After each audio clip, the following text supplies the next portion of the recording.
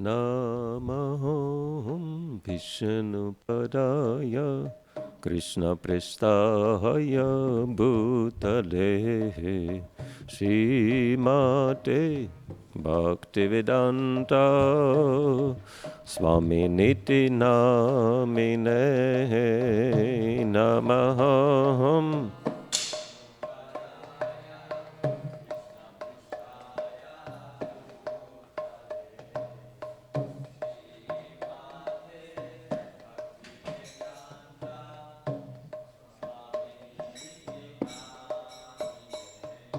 Namaste Saraswati Devi Gauravani Pracharine Nirvishesha Sundabadi Paschatya Tarine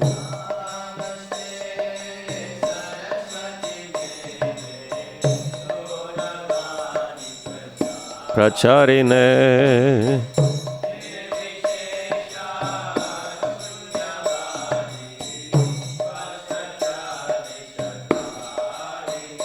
Jaya Shri Krishna Chaitanya Prabhu Nityananda Shri Advaita Gadadhar Srivasadi Gaura Bhakta Vrinda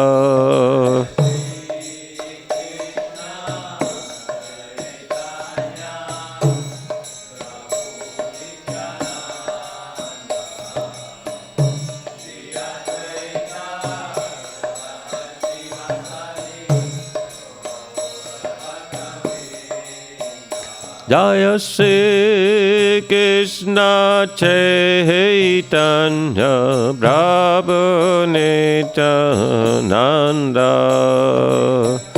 Shri Advaita Gadadhar Srivasadi Gaura Bhakta Vrinda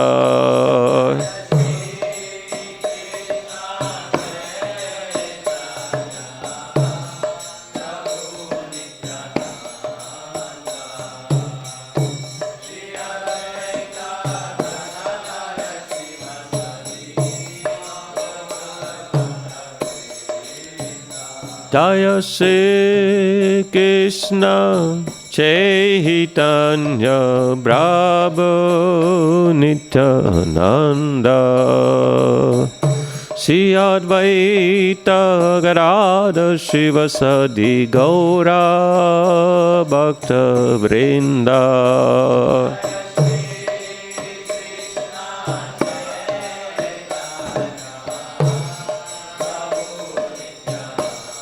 Nityananda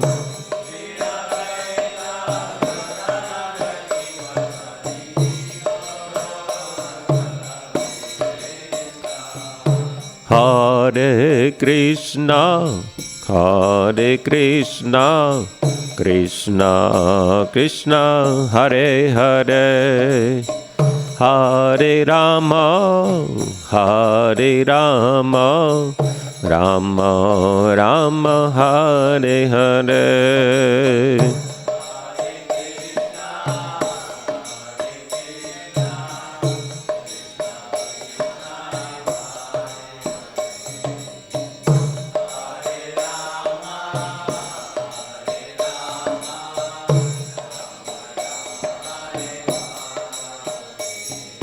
Hare Krishna, Hare Krishna, Krishna Krishna, Hare Hare, Hare Rama, Hare Rama, Rama Rama, Hare Hare.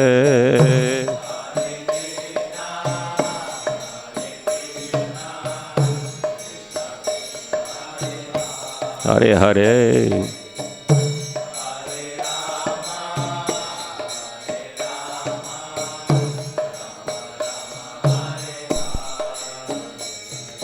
Hare Krishna, Hare Krishna, Krishna Krishna, Hare Hare, Hare Rama, Hare Rama, Rama Rama, Hare Hare.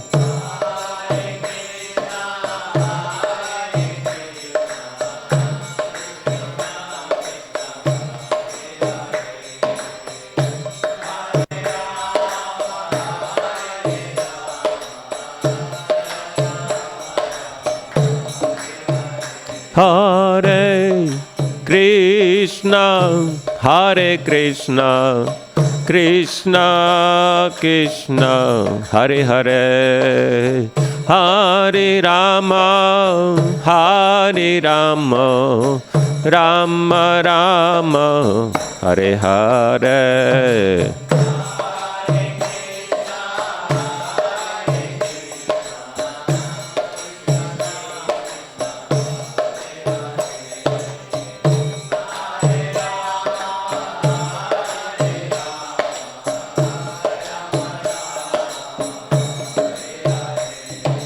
Hare Krishna, Hare Krishna, Krishna Krishna, Hare Hare, Hare Rama, Hare Rama, Rama Rama, Hare Hare.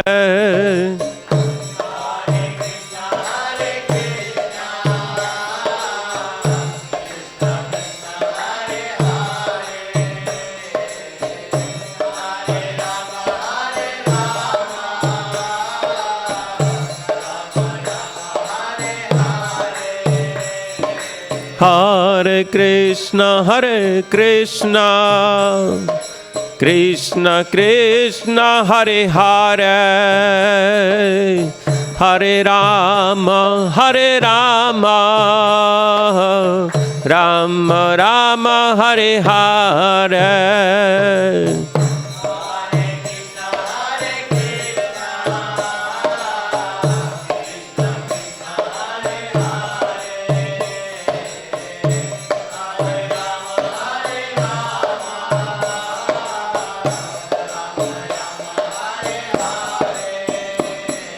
Hare Krishna, Hare Krishna, Krishna Krishna, Hare Hare, Hare Rama, Hare Rama, Rama Rama, Hare Hare.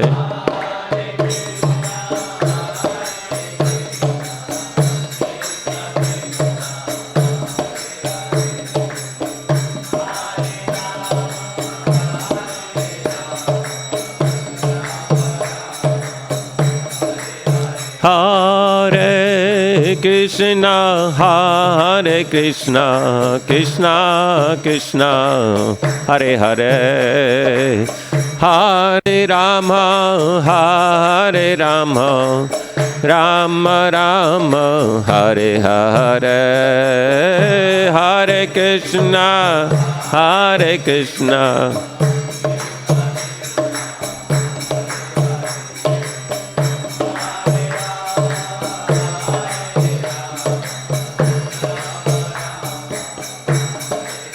Hare Krishna, Hare Krishna, Krishna Krishna, Hare Hare, Hare Rama, Hare Rama, Rama Rama, Hare Hare.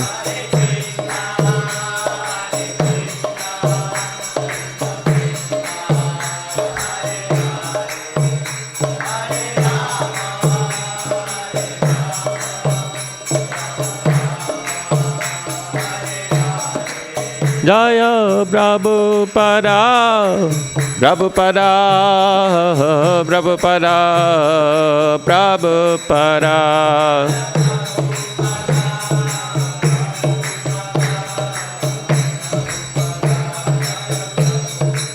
Prabhupada, Prabhupada, Prabhupada, Jai Prabhupada.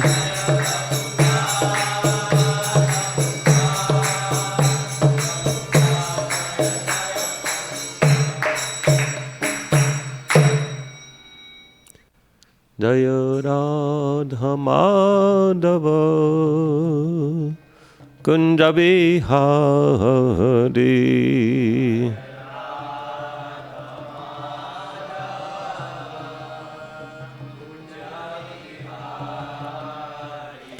Jaya Radha Madhava Kunja Bihari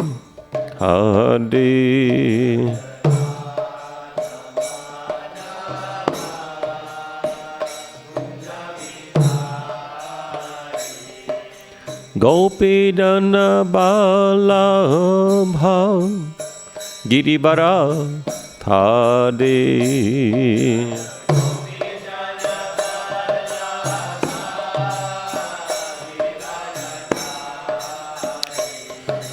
Gopi Dana Balabha Giribara Thade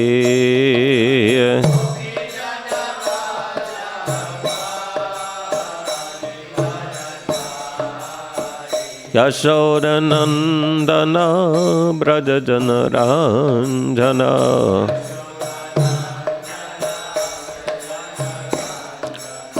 Yashodanandana Brajajana Ranjana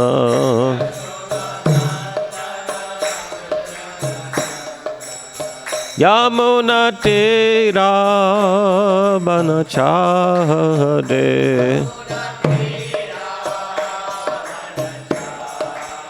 Yamuna Tira Banachade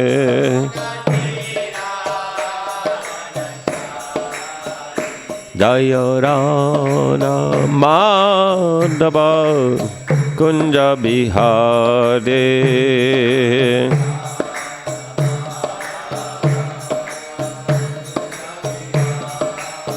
Jaya Radha Madhava Kunja Bihari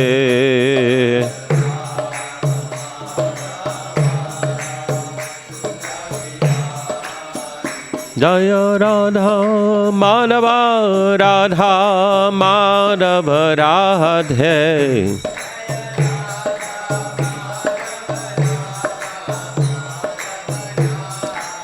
Jaya Radha Madan Mohan Radha Madan Mohan Sri Radhe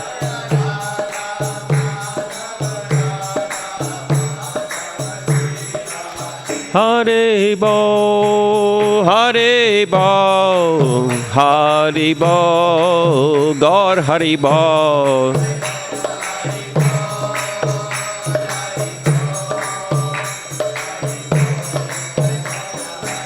Nitai Gaura Hari Bo Hari Bo Hari Bo Gaur Hari Bo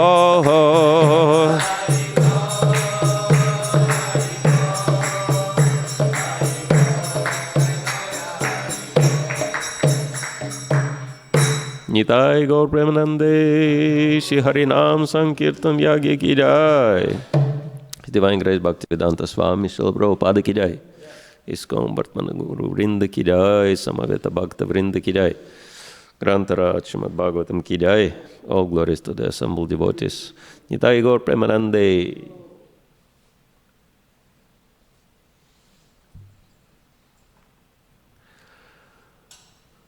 Om Agyantimirandasya Ginandana Shalakaya Chakshuran Meditam Yana Tasmai Shri Gurave Namaha Shri Chaitanya Manobishtam Stapitam Yena Bhutale Swayam Rupa Kadam Mayam Dadati Swapadantikam Bandeham Shri Guru Shri Yuta Pada Kamalam Shri Gurun Vaishnavamscha Shri Rupam Sagrajatam Sahaganam Raghunatanvitam Tam Sajivam Sadvaitam Savadutam Parijana Sahitam Krishna Chaitanya Devam Shri Radha Krishna Padan Sahagana Lalita Shri Vishakhanvitamscha Hey Krishna Karuna Sindhu Dinabandhu Jagatpate Gopesha Gopika Kanta Radha Kanta Namastate Tapta Kanchana Garange Radhe Vrindavaneshwari Vrishabhanusute Devi Pranamami Hari Priye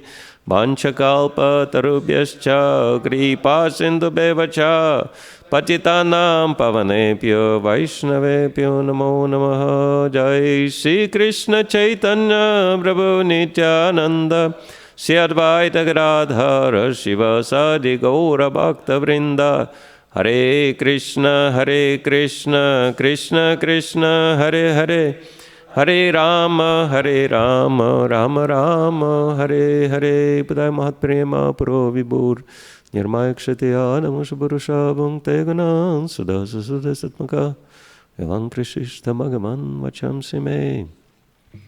Hare Krishna. So it's my great pleasure to be at the ISV, which, as probably all of you know, stands for Individual, Spontaneous and Volunteer Devotional Service. And see wonderful devotees here. It's a special place, and so every time I come here, I meet very special people.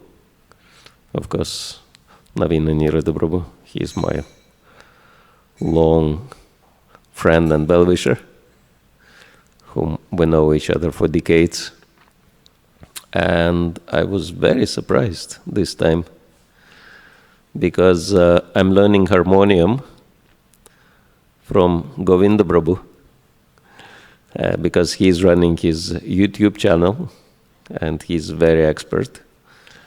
So he's my harmonium guru. But this is first time I see him in person. Only met him before on the internet.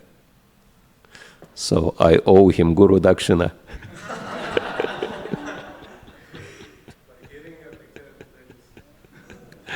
Thank you. He's, in my estimation, he's the best harmonium teacher on the planet. Huh? He's teaching everyone here? Oh, supplying harmoniums as well, okay. And best harmonium supplier as well. Okay, so I suppose we'll have a few more devotees coming later on, right? Many are recovering from the hard working week. And we can, I was told that we can read any verse from Bhagavatam. So if I can have first canto, and we'll read the last verse of the chapter 17. And chapter 17 is entitled Punishment and Reward of Kali. Om Namo Bhagavate Vasudevaya. Om Namo Bhagavate Vasudevaya. Om Namo Bhagavate Vasudevaya.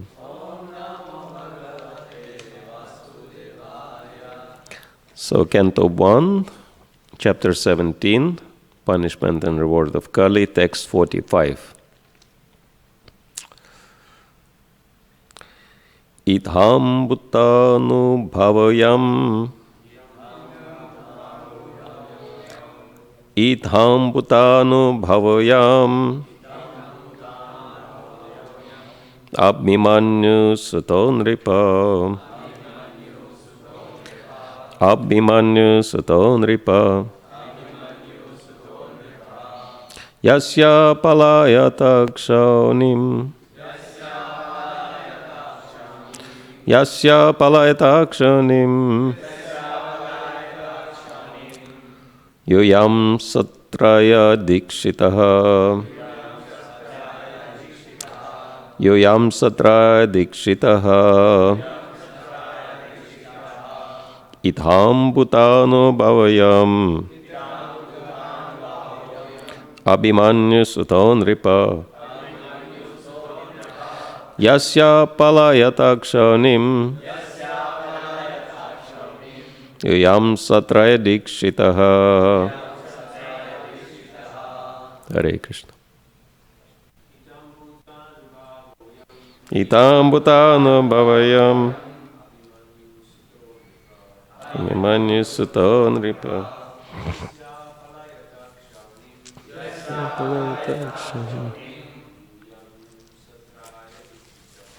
Yam satra dikshitaha.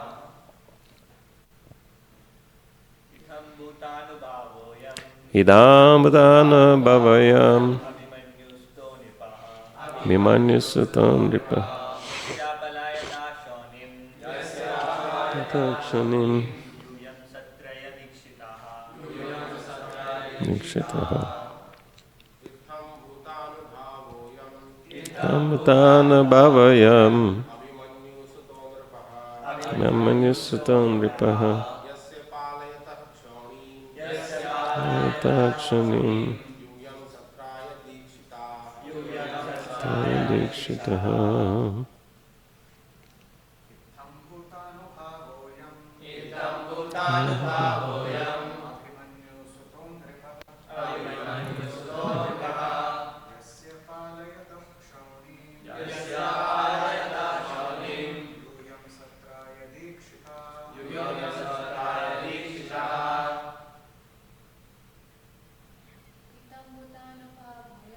Itam bhutana bhavayam Abhimanyu-suto nripa Itam palayata kshanim.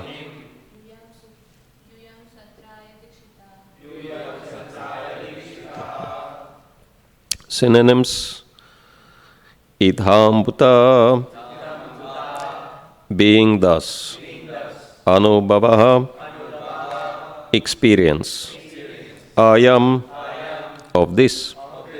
Abhimanyu-suta, the son of Abhimanyu. Nripaha, the king.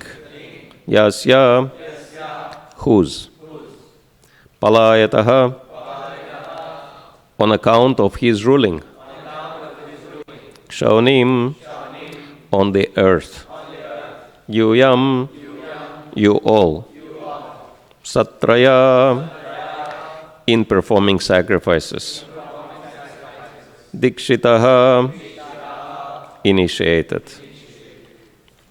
Translation and purport by His Divine Grace, A.C. Bhaktivedanta Swami Srila Prabhupada Ki Jai. Maharaj Parikshit, the son of Abhimanyu, is so experienced that by dint of his expert administration and patronage, it has been possible for you to perform a sacrifice as this. Purport.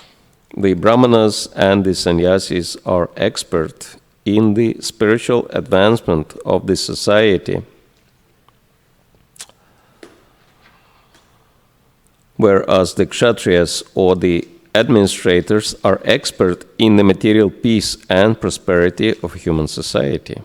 Both of them are the pillars of all happiness, and therefore they are meant for full cooperation for common welfare. Maharaj Parikshit was experienced enough to drive away Kali from his field of activities and thereby make the state receptive to spiritual enlightenment. If the common people are not receptive, it is very difficult to impress upon them the necessity of spiritual enlightenment. Austerity, cleanliness, mercy, and truthfulness, the basic principles of religion, prepare the ground for the reception of advancement in spiritual knowledge. And Maharaj Parikshit made this favorable condition possible. Thus, the rishis of Naimisharanya were able to perform the sacrifices for 1,000 years. In other words, without state support, no doctrines or philosophy or religious principles can progressively advance. There should be complete cooperation between the Brahmanas and the Kshatriyas for the common good. Even up to Maharaja Ashok, the same spirit was prevailing. Lord Buddha was sufficiently supported by King Ashoka, and thus his particular cult of knowledge was spread all over the world. Thus ends the Bhaktivedanta purpose of the first canto, 17th chapter of the Srimad Bhagavatam, entitled Punishment and Reward of Kali.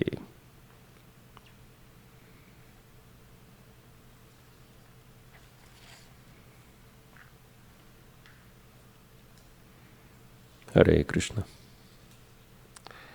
Idham bhutano bhavayam abhimanyo suton ripaha yasya palayata kshonim yuyam satraya dikshitaha. Maharaj Parikshit, the son of Abhimanyu, is so experienced that by dint of his expert administration and patronage, it has been possible for you to perform a sacrifice such as this. So this is the concluding verse spoken by Shukadeva Goswami, related to the story of punishment and reward of Kali. And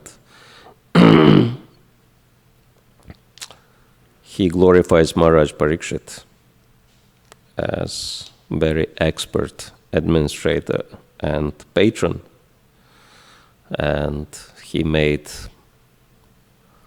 great sacrifice possible under his care and guidance. And Srila Prabhupada explains very important points in the purport. Whenever we discuss Bhagavatam, there are always 3 stages, right? Because there are 3 aspects of bhakti. What are the 3 aspects of bhakti? Yes, Sambandha, Abhidheya, and Prayojana. And so, Sambandha means theory, Abhidheya means practice, and Prayojana means result. So, our theory, and that's why Srila Prabhupada was saying that Krishna consciousness is scientific, because you take science, it is based on these 3 things only, right? They have hypothesis, experiment, and result. So theory, practice, and result. So what's our theory? Bhagavan Sambandha, that Krishna is the Supreme Lord, right? And we're his servants. And the perfection of life can be achieved through? Through the process of devotional service. That's theory, right? 3 aspects of Sambandha.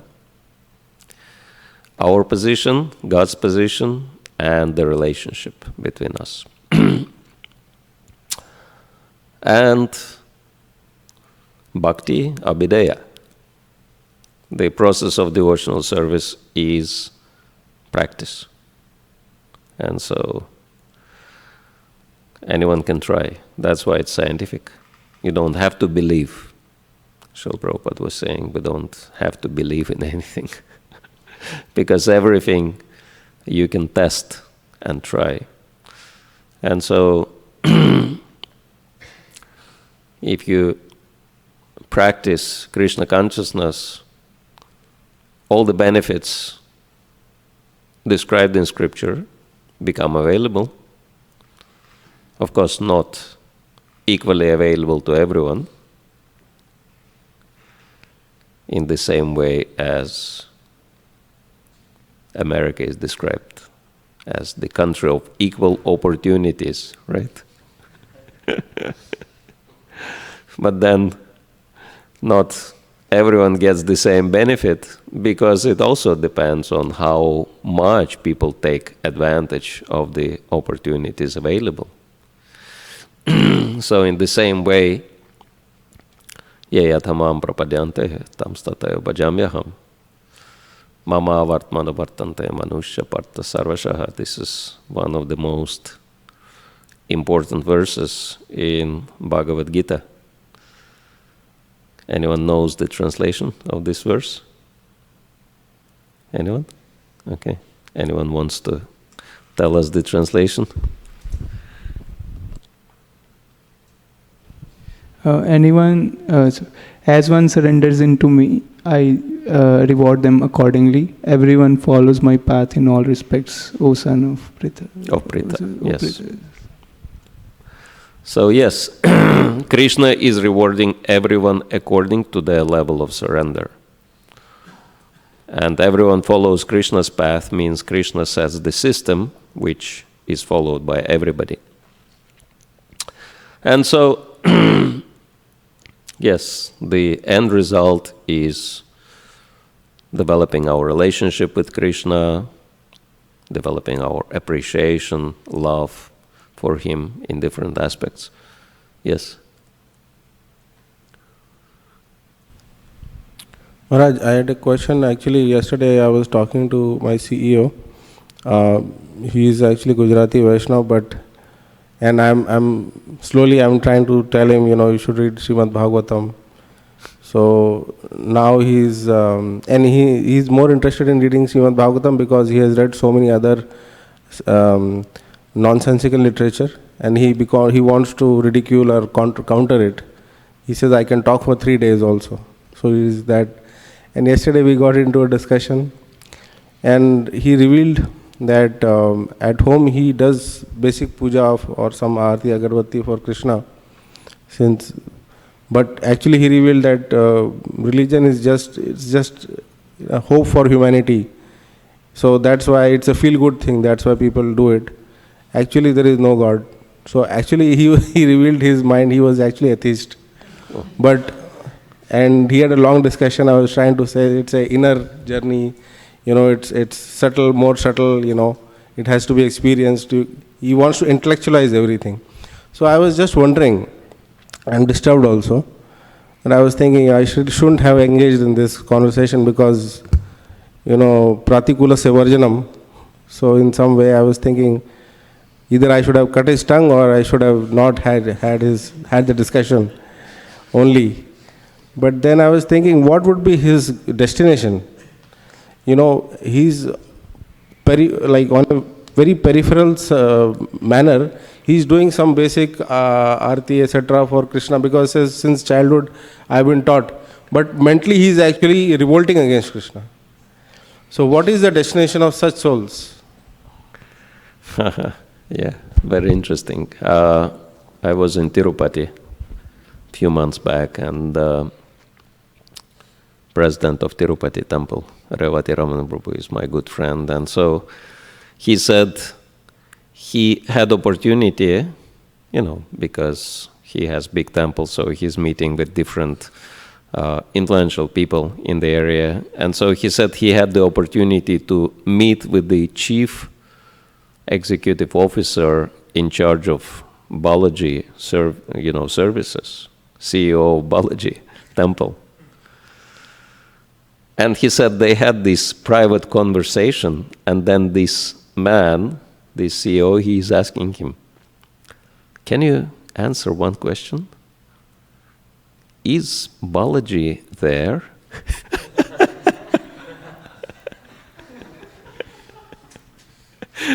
And Revati Ramaprabhu said, have no doubts, Balaji is a real person. And the man said, oh, okay, thank you. What can you do? This is Kali Yuga. And this actually shows that without devotee association, even the people who are most fortunate, like that, like the case you've described, and this case, directly connected to the Lord and having opportunity to serve the Lord, without devotee association, no one can understand anything. Yeah. Because why do we glorify spiritual master? Om agyanti mirandasya gyananjana shalakaya chakshurun militam yana tasmai shri gurave namaha. Because without the mercy of the spiritual master, we are blind. We can't see anything. And so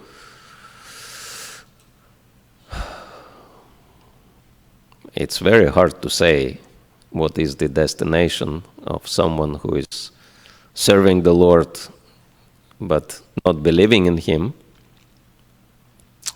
But definitely, if anyone does any kind of service, he gets benefit. He will get the benefit from that. And so definitely he will be given an opportunity in his future to become devotee. But such people, because they are very fortunate, if devotees will show their mercy upon them and help them to realize the Lord, they will not have to wait for future lives or anything like that. So I think, rather than feeling disturbed, how come that these people, they are serving the Lord, but they are still don't believe in Him, we should help them to understand. Actually, devotees should try to help everybody, and especially those people who are already there in terms of their culture. Because, one of the greatest advantages, and it's a very interesting point that Srila Prabhupada was often telling, that in India, everyone is Krishna conscious. It just takes little effort to uncover it, right? And when we hear this, that's a very bewildering statement, right? Because there are so many people in India, like 130 million, 1,300,000,000, something like that. Huh? 1.3 billion people. And so, all kinds of people are there. We have couple hundred million Vaishnavas, rough estimation, right, of all these masses of people, which is quite substantial, but still not all 1.3 billion, just a couple of 100 million, believing, we can say, Krishna conscious, because they follow one of the 4 authorized sampradayas. But then so many people believe in Durga, Shiva, Ganesh, Murugan, you name it, everyone. And there are Christians, there are Buddhists, there are Muslims, there are even Jews in India, and there are plenty of atheists also. So how do we understand this very mysterious statement of Srila Prabhupada, that in India, intrinsically everyone is Krishna conscious? It's very simple, because Krishna consciousness, he said, will conquer the whole world by 2 things: education and culture. And so if education is theory, then what is culture? It's application. It's actually practice. And if you think about it, no matter who believes in what in India and what they do, culture is the same. And it's actually, I've been to India so many times, and I don't actually remember seeing any fighting in India, and verbal fighting, that people get over it very quickly somehow, and the level of tolerance is just beyond any wild imagination. And mostly people are very respectful to anyone who is senior, anyone who is practicing anything spiritual like that. So culture is very deeply ingrained in people. And so that's why Srila Prabhupada said, Indians are very close to Krishna, right? But the problem is that they turn their face away from Krishna. They look in the other direction. They look in the direction of Western countries. But Western people are very far from Krishna, but they are facing Krishna. So, and what it meant that everyone in India, they have the culture of Krishna consciousness. But the problem is that they do not appreciate that, and they're ready to give it up. Whereas, Western people, with very few exceptions, they hardly have much culture. And they're very frustrated, of course, because if you don't have culture, if you don't follow basic rules in life, there will be tons of problems, especially mental problems. There are so many mentally disturbed people in the Western countries. And that's why it's important for us to understand that if people have culture, it's actually much more valuable than having knowledge. Because if someone has culture, you give knowledge, that person becomes very cultured devotee, right? But if someone doesn't have culture and just have theoretical knowledge, it takes very, very long time for one to actually advance and learn to practice properly. And dharma, right? Satyadaya tapashuchi. This is what this chapter has been elaborating. And this is culture. This is Vedic culture. This is Vaishnava culture. And so you can see, in India, most of the people, they follow all this very nicely. And Western world gave it up long time ago. So that's the difference. And so yes, with anyone who follows culture, with anyone who has culture, we should understand that these people are the best candidates for becoming Krishna conscious. And even if they happen not to believe in Krishna, but based on their culture, they are respectful and they can accept it if it is explained to them properly. Maharaj, I have one more follow-up question and doubt actually. So he said, I will read it. I will read Srimad Bhagavatam. I said it costs $250. He said, I'll give it, no problem. But after the conversation, I realized that he is so offenseful and envious of the Lord that he is actually not suitable for reading Srimad Bhagavatam. I think first he should read some small books instead of reading, because Srimad Bhagavatam is extremely confidential. Like Bhagavad Gita also, Lord says, you should not tell this to an envious person. Similarly, Srimad Bhagavatam is meant for Paramhams or like Vaishnavas, like who can actually appreciate it. Because if he'll read, he will directly ridicule Prabhupada's statements or the Vedic truths. And he actually also said, what is this Veda? This is nonsense. In Mahabharata there was no maths, etc. and stuff like that. So I think instead of giving such an envious person such a confidential literature which is actually prohibited in Bhagavatam itself, we should give them some basic knowledge, like some basic simple books first. See, what is your opinion, Maharaj? Yes, Bhagavatam is very confidential, but we are fortunate because Srila Prabhupada is present through his purports. And by Prabhupada's power of his association, through his purports, anyone can realize the true meaning of Bhagavatam. And actually, everyone has problems. But most people don't tell about their problems. At least this man is honest enough, he's truthful to actually tell what he really thinks, right? Many people just pretend that actually this is culture, right? That be truthful. Okay, I don't believe in Krishna, just tell it. I mean,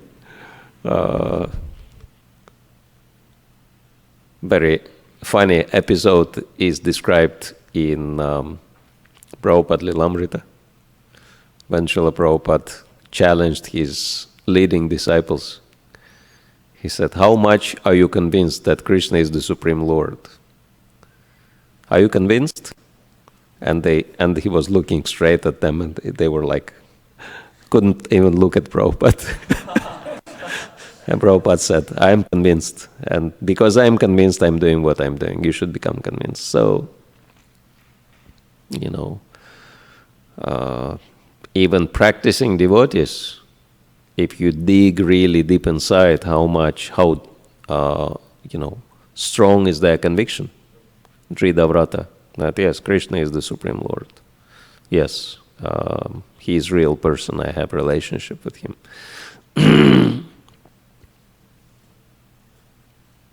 There are cases when people don't have that conviction, and that's why they give up.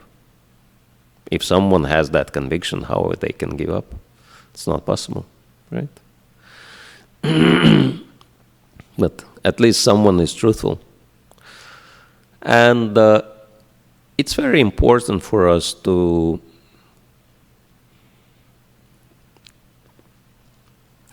anyone wants to know one of the biggest secrets of Srila Prabhupada's success?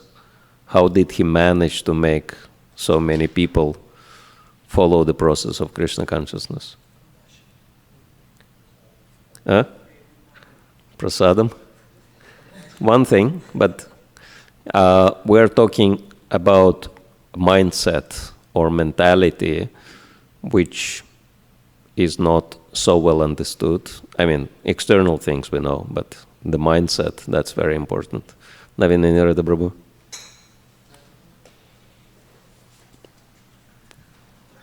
Competition. Hare Krishna. Thank you. He saw the potential in everybody. Great. He saw everybody not as they were present in front of him, but he saw everybody at their fullest capacity. So he saw them as what they can become if they take up the process of Krishna consciousness. So that's one thing. Another thing, he himself was, as you've mentioned, fully convinced and vibrant in Krishna consciousness. So anyone who came in touch with him became infected by his contagious Krishna consciousness. So they automatically were just pulled up, drawn up to the higher platform. Yeah, this is the best answer I heard in many years. I think he deserved a big round of applause.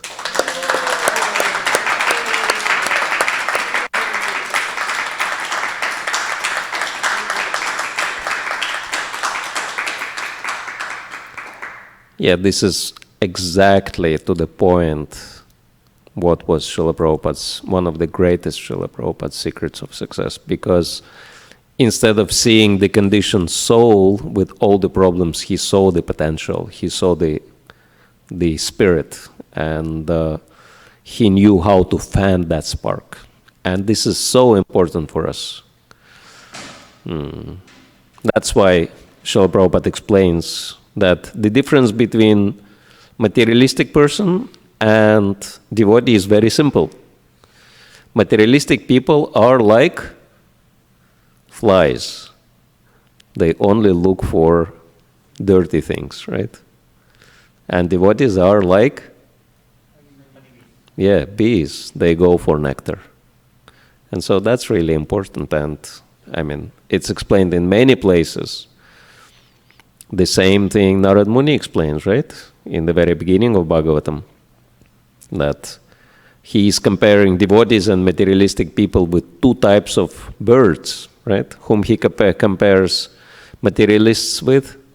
Crows. And devotees? Swans. Yeah. Crows, what's their pilgrimage place? Yeah.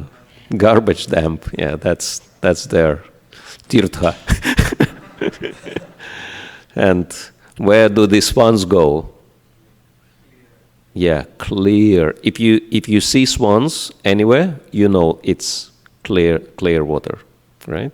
Because swans, they don't live in contaminated waters at all. Ducks, geese, no problem. They can live anywhere. But swans, it's below their dignity. They will, yeah. They will only go for clear water. Yes. So I have a question in this regard, Maharaj. There are different types of leadership, and so one is just encouraging and seeing the good and inspiring and speaking nice words. And another type is to point out the room for improvement or the mistakes or making the correction. So the first one is very popular and highly appreciated. And the second one, not so much.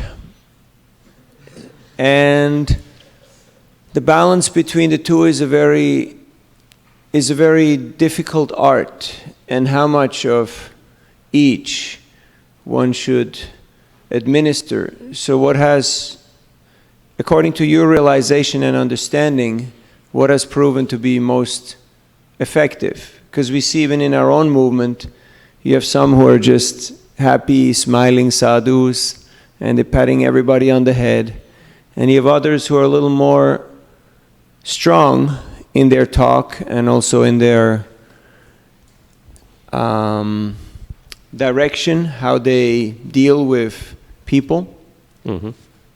So is it an individual thing that people just have to find their own style and their own persona, or is there some sort of a formula of how to find the proper balance?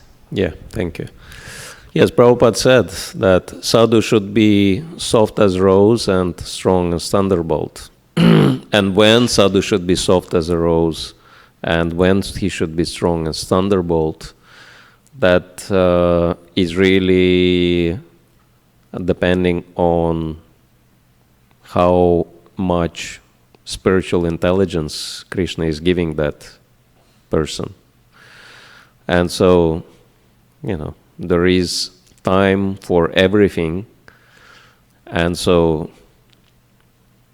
if someone becomes soft when it's not appropriate, or if someone becomes hard when it's not appropriate, in both cases one misses the boat and does not achieve the purpose. So that's why we can see Srila Prabhupada was soft and hard, and we can see that the most powerful leaders in our society are also soft and hard, depending on circumstance. And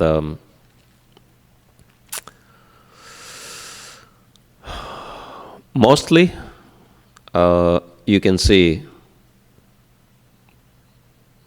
most successful spiritual leaders. And it's not that sometimes we think, he is appreciated just because of some, unknown reason. No, that certain sadhus are highly appreciated because Krishna, from within the hearts of the people, is telling them he is real sadhu. Because he is displaying the qualities of the sadhu. And what are the qualities of devotee who is very dear to Krishna? That's very clear, explained in Bhagavad Gita. There are no secrets there. Adveshta sarabhutanam maitra karunevacha nirmamo nirahankara samadukha sukakshami santushta satatam yogi, etc.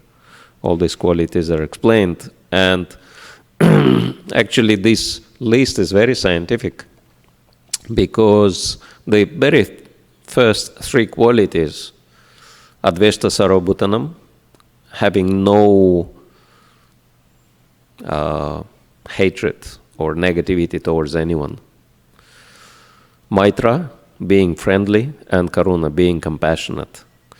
If we think about it, it's the description of perfect relationships with, seniors, equals, and juniors on all levels. And it's very interesting because one thing I'm very strongly advocating even though some people criticize me, is that devotees have to be highly professional. And it is based on Prabhupada's statement that devotee is someone who knows everything about something and something about everything. This is how he expressed it. Means devotee is specializing in one particular field and he is excellent in that field. But then other fields he also knows them. So that refers to professional level. And I'm so convinced about the importance of being professional in our Krishna consciousness and in our approach to deliver Krishna consciousness to people, because what's the most outstanding characteristic of professional people as against laymen? What's the most important feature professional people are highly trained in? That is relationship, right? Because if you don't know how to relate to people, you will fail. You will fail in a business, you will fail in your career, you will fail any responsibility. You take any responsibility. If you don't know how to relate to people, that's, dead end. And if you look at the difference between Kanishta, Madhyama, and Uttama, what's the most important characteristic? Yes, relationships. Because Kanishta does not appreciate other people, doesn't know how to relate to other people. And Madhyam, he perfectly relates to everyone, not only to Krishna, but to devotees. He is friend with the devotees. Anyone who is a devotee, he is his friend.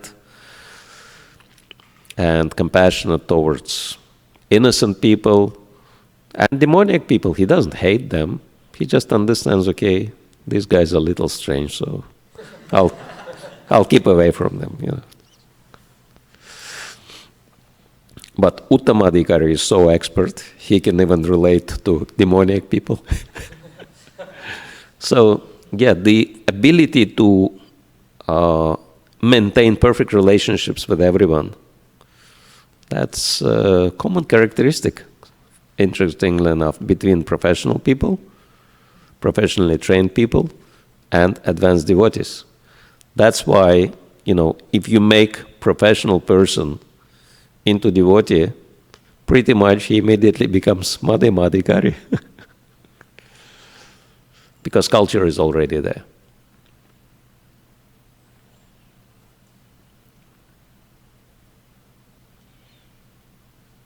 All right, thank you.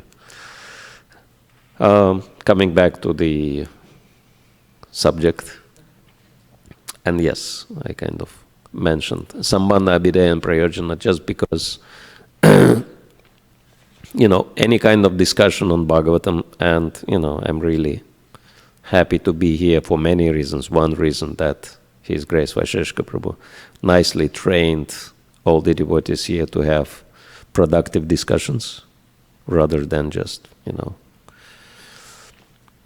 listening to lecture and nodding in response. How devotees are going into samadhi.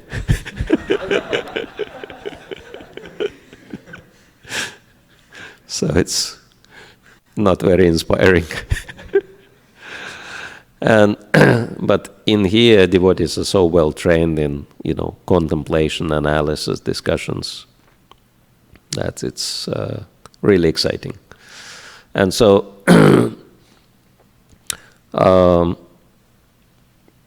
this is how do we look at any Bhagavatam verse from Sambandha, Abhideya, and Prayojana points, right? What's the what is the base? How this is confirmed by other places in Prabhupada's books, etc. References, looking at references. Then second one is how do we apply it? Okay, that's something which happened 5,000 years ago. Now it's 21st century. How do we apply those same principles in modern day scenario. And then prayojana, what are the results we're looking for and how do we get them? But yeah, I think we already kind of hit the third, we already shifted to the third gear, which is fine. Second and third gear. Because yes, this knowledge is really meant for us to apply it rather than just knowing. And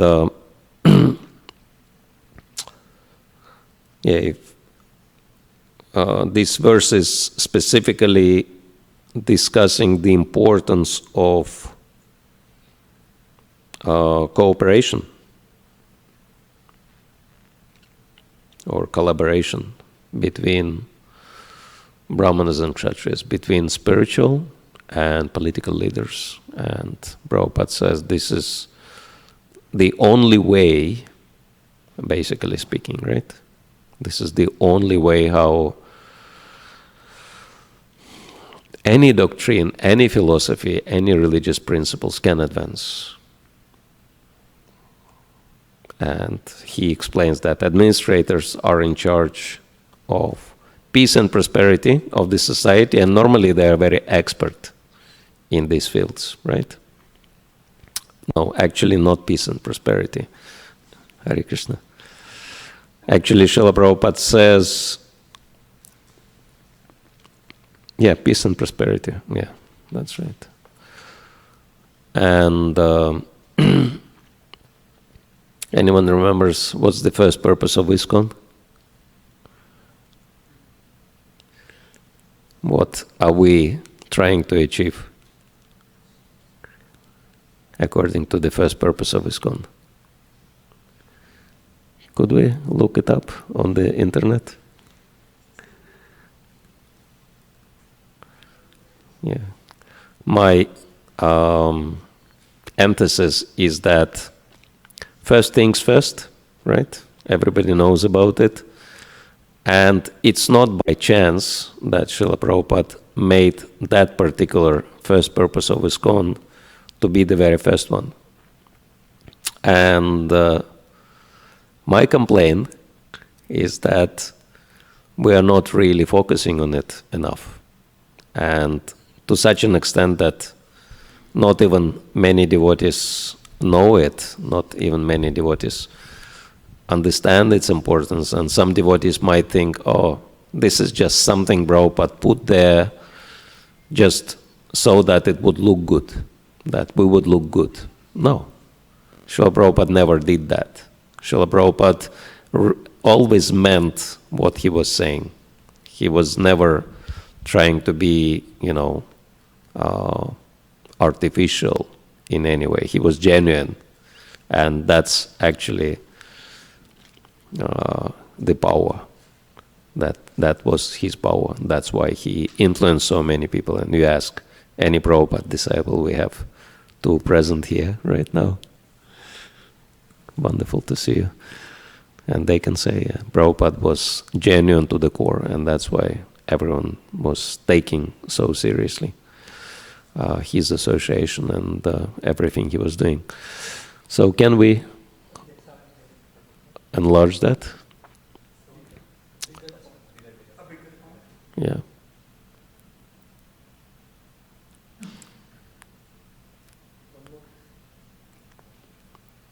Okay, good.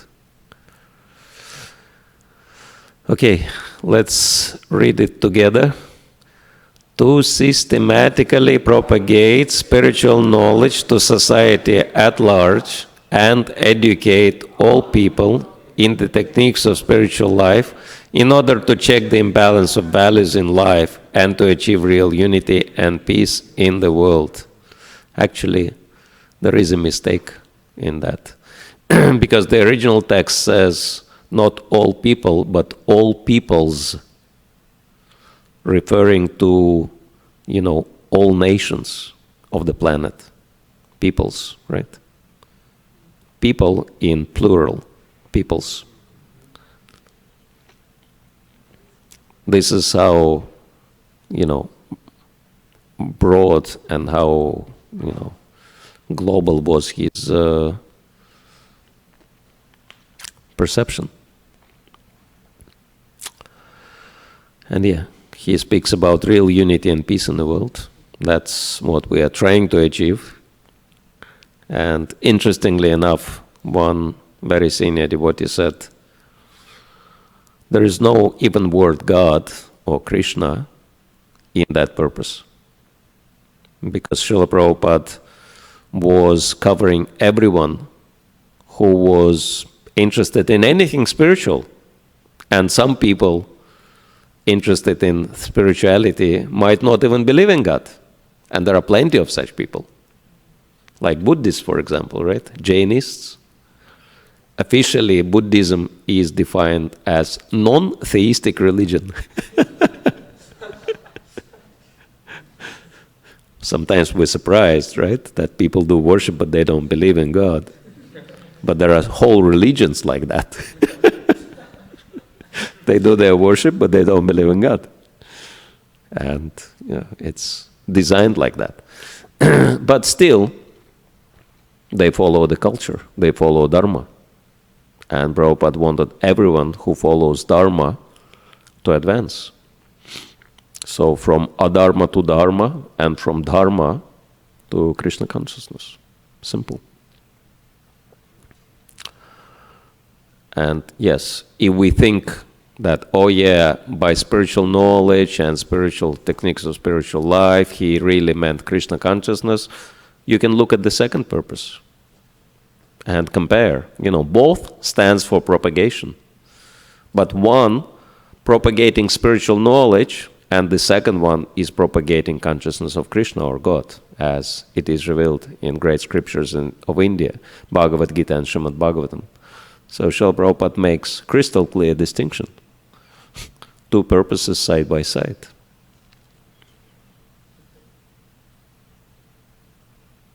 And yeah, I think it's really good to know the purposes of ISKCON. Sometimes it's good to kind of finally figure out, where am I?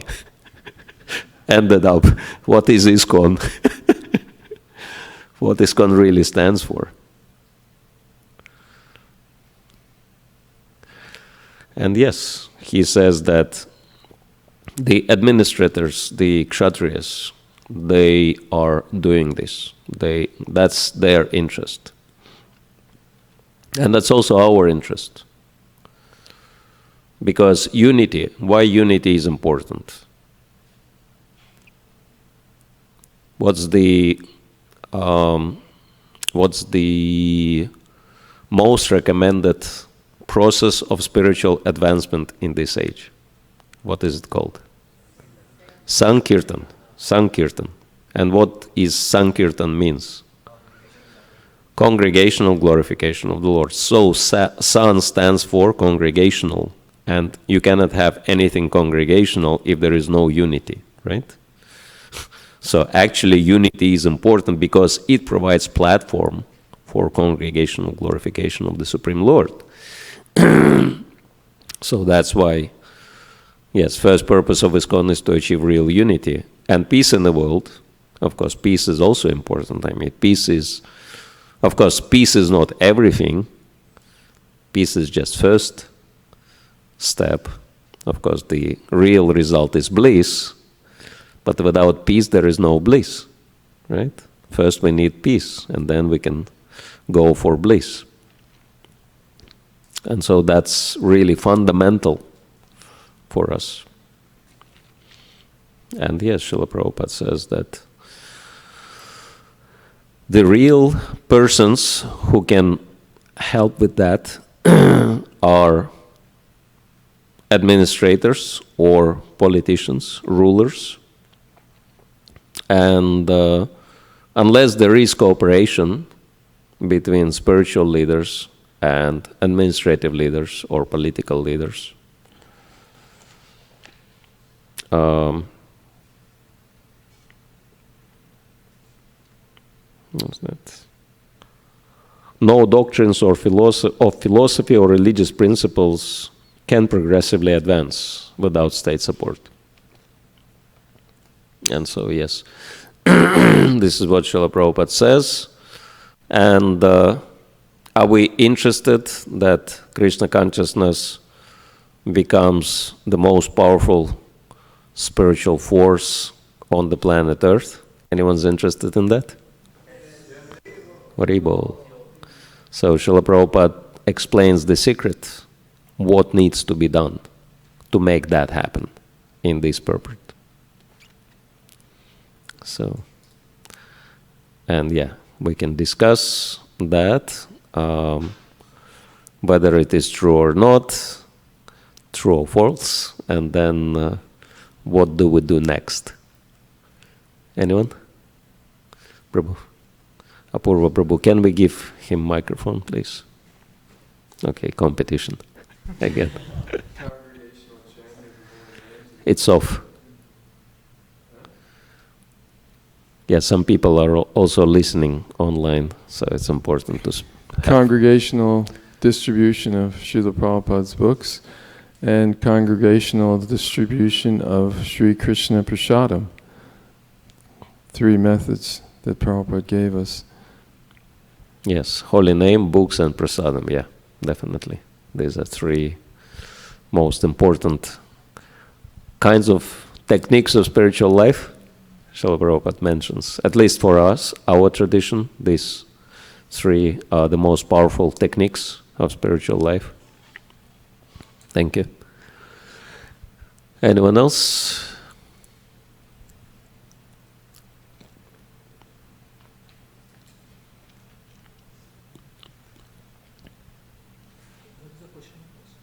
What's the question? Well, 2 questions. Is it true or false that without, creating collaboration with government authorities, there is no chance of advancement, real advancement of Krishna consciousness properly? I mean, we might think we're big, right? Because when Srila Prabhupada finished his pastimes in 77, we had 108 temples, and now I think we have 800, if anyone knows the statistics. Anyway, 700 or 800 temples, which sounds good. We're growing. But I found out that there is one other spiritual group practicing Neo-Buddhism, Buddhist group, and they have 10,000 temples, and they've started much later than ISKCON.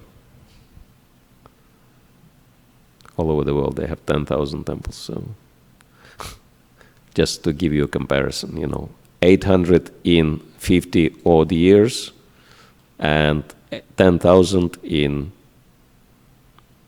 little bit more than about 30 years perhaps, half of the time, more than 10 times the result. And these are not like small little temples, big marble temples, very impressive. You've seen any of this? Microphone.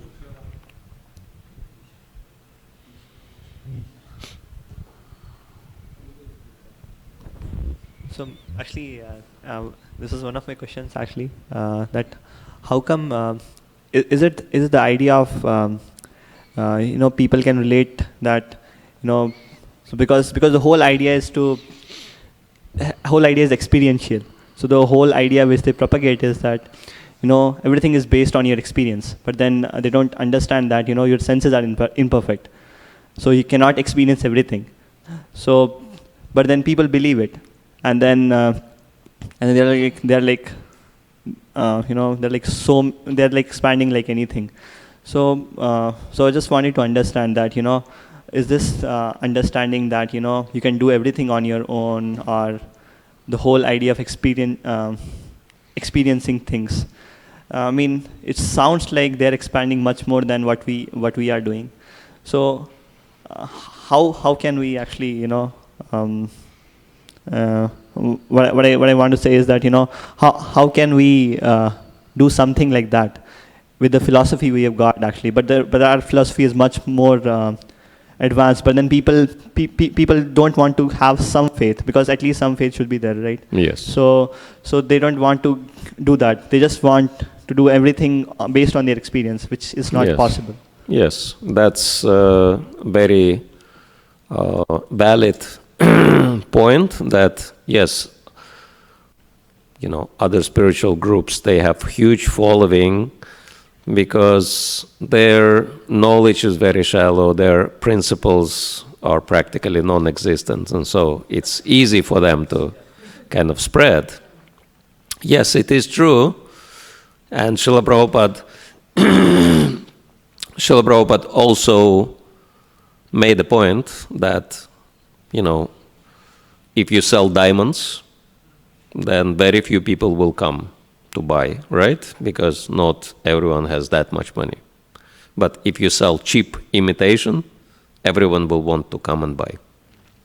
So, and some devotees, on those bases, they maintain that Krishna consciousness can never grow and it should never grow, right? We should always stay small because we are diamonds, yeah? Okay, that's interesting view on things, but if you really look very deeply at this analogy, that yes, it is true, not many people can just walk into jewelry shop at any given day and buy a bunch of diamonds. But try to find at least one person on the planet who has no appreciation for diamonds, who does not understand the value of diamonds. Can you find at least one? Yeah, everybody values, everybody appreciates diamonds. So, and Prabhupada was giving very, very specific analogies which were actually like fully related to the subject.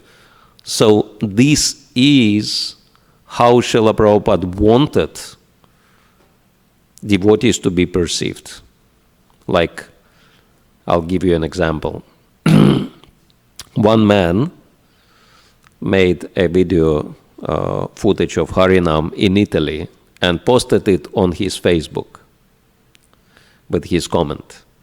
But because this one man happened to be the Minister of Home Affairs of Italy from central government, that video clip was watched. I mean, at that time it was more than 500,000 views on Facebook. Probably now it's more than 1 million views. And so he just filmed Harinam very short, and behind the screen, his voice, he's saying that these Hare Krishnas are best people on earth. If I would have to take birth again, I want to become Hare Krishna. That's it.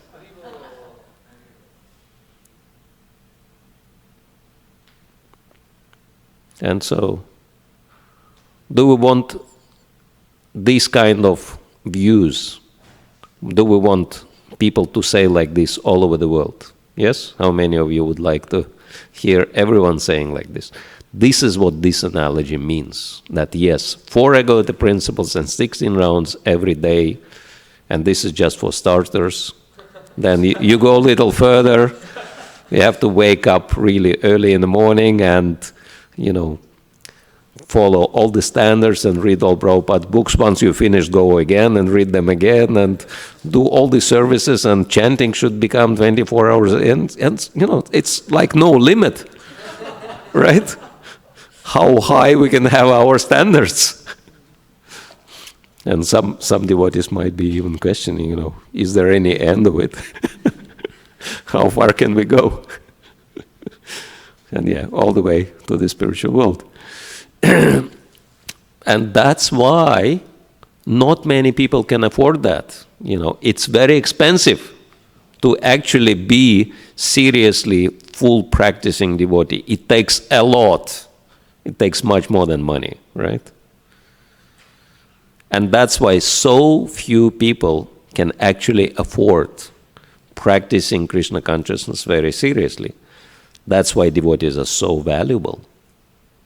Because how many people live in Silicon Valley and how many people practice Krishna consciousness? You can see the ratio, right?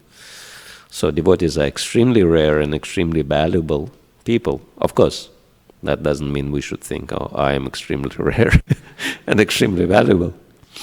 But we should perceive other devotees like that and appreciate the devotees and understand only by the mercy of their association and encouragement and support, I can also practice, right? Krishna consciousness. That's the proper attitude. But, yeah, not everyone can practice, but we want people to have such a favorable attitude. And why this Minister of Home Affairs has such a favorable attitude? Because he's been cultivated by one very old and very serious devotee who is practicing since 78 very, very seriously. And he's doing very regular, he's involved in communications. He's cultivating that man. And that's why that man has such a favorable attitude. Yes, go ahead, Prabhu. Raj, I was just thinking of the verse from Bhagavad Gita as you were quoting, giving an example of the Home Minister. Yad yad acharati shrestha tat tat evtaro janaha sa yad pramanam kurute lokha tat anuvartate. So we need such... Little closer microphone. Yeah.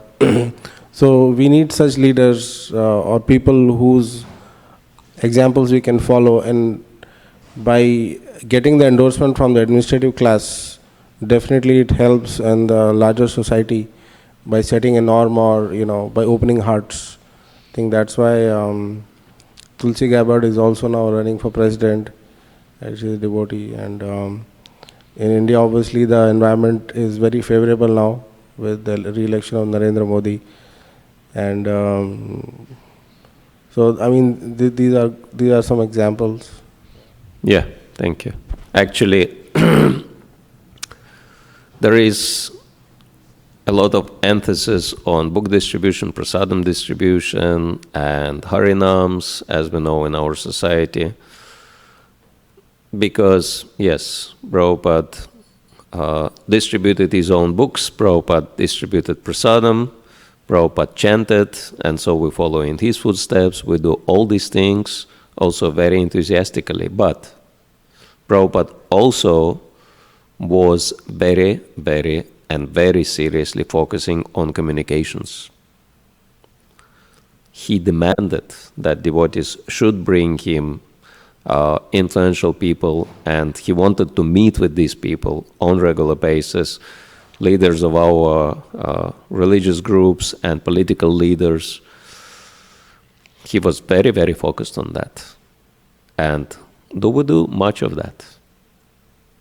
Do we do it as seriously as we do book distribution, prasadam distribution, and harinams? No. We know it that in some temples, I'm not sure about ISV, but in some places, in some temples, it actually does not even exist. That devotees make absolutely zero contact with, leaders of other faiths or with administrators or political leaders, unless and until it's like absolute necessity, you cannot go without it, like get permission for Ratha Yatra or get permission for festival or something, like you cannot go around it, so you have to go, okay, let's go to those demons and talk to them. So, yes, unfortunately, we do not make it a priority. And that's why, we're not really achieving what Prabhupada wanted us to achieve in the first purpose. Yes, Prabhu. Microphone, can you please pass it?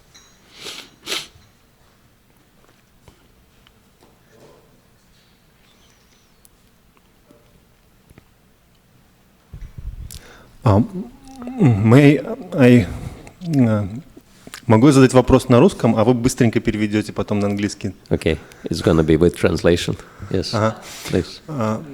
Если взять историю, то мы видим, ну, можно увидеть, как Бог там или Кришна, как назвать, если какая-то цивилизация заходит в тупик, если какая-то религиозная организация, если какие-то лидеры заходят в тупик, то они просто уничтожаются.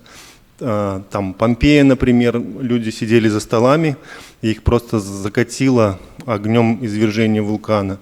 Но при этом мы можем найти во французских музеях, до чего там, ну, насколько пошла была там жизнь. Читали немножко, да? Ну, там индейские... Ну, понятно, да, Содом и Гоморра и так далее. Да. Вот.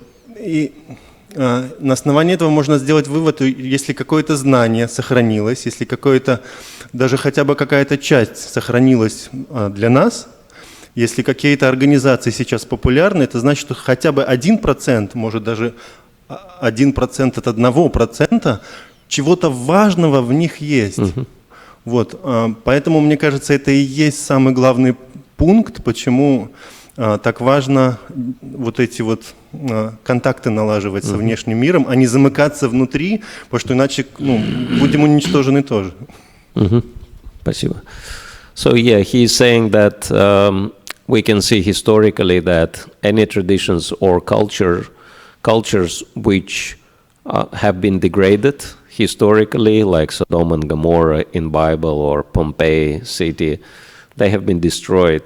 And so in the same way, any, so-called religions or spiritual traditions who bring no value, they got disintegrated by time factor.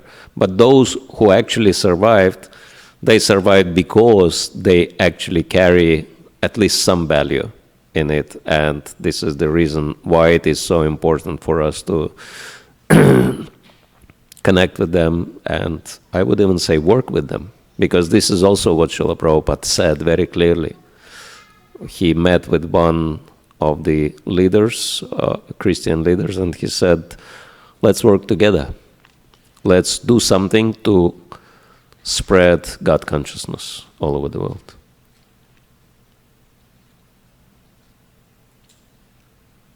Yes, Prabhu. Microphone.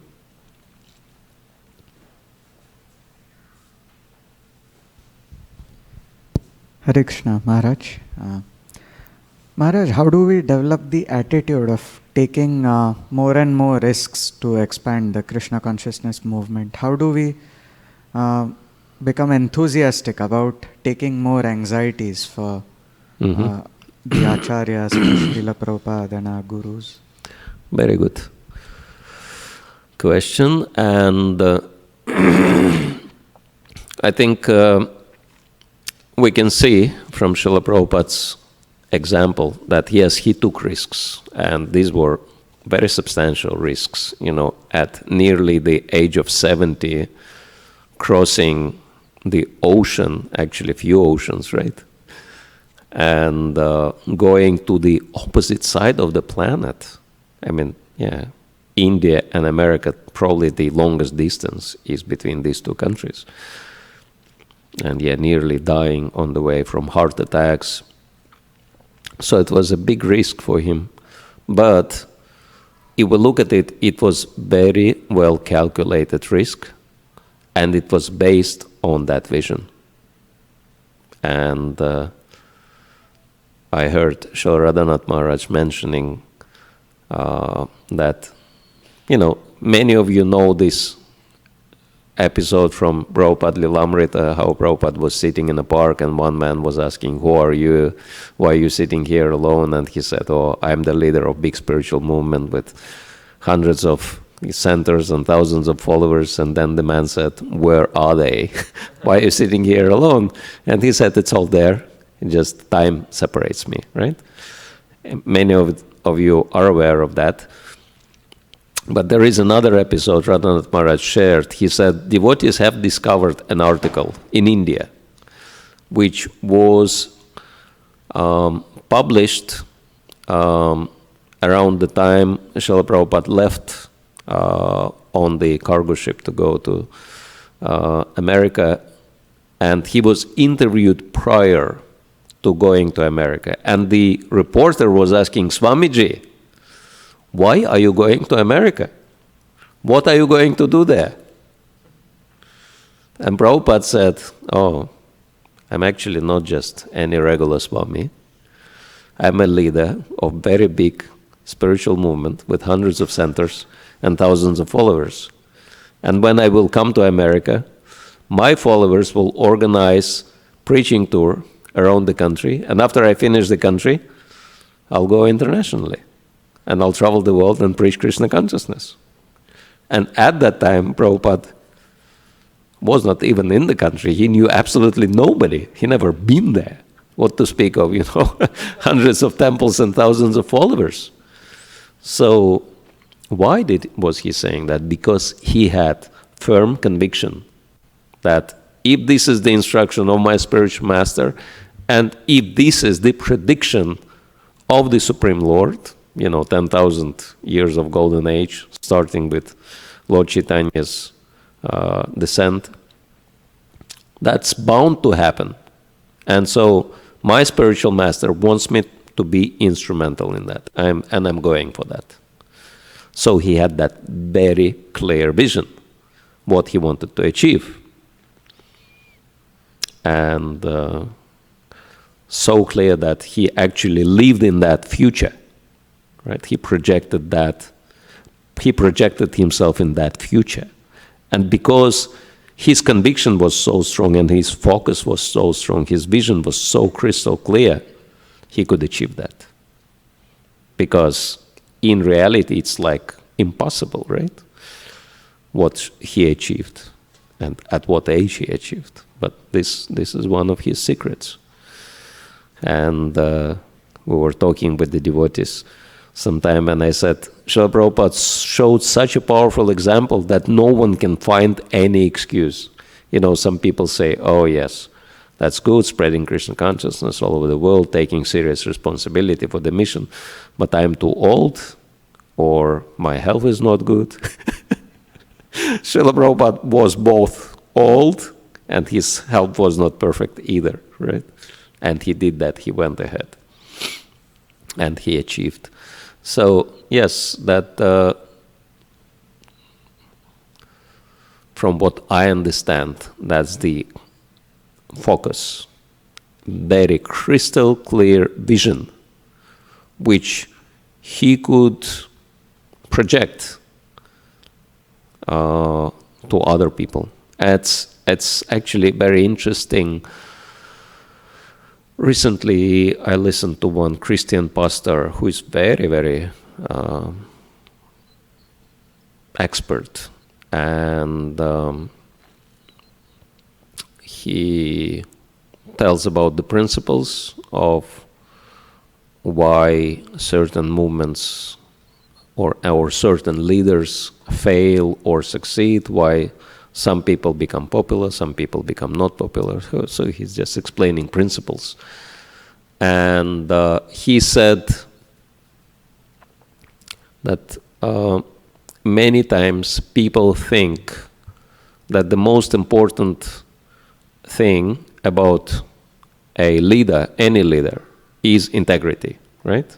And anytime survey was taken, they always say that we want to see integrity in our leaders. We want to actually, keep their word. We want to follow up on what they're saying, etc., right? So integrity is number one priority. But he said, it's interestingly enough, people do appreciate integrity, but they don't follow integrity.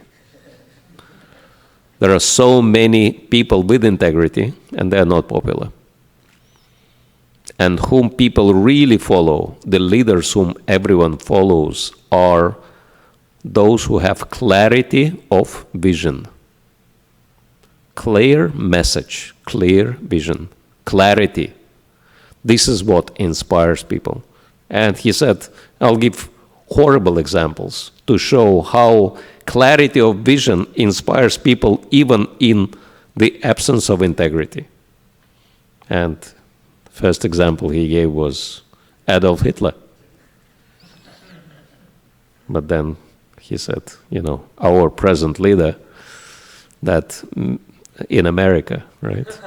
Many people question his integrity, so why he was elected as opposed to, everybody else.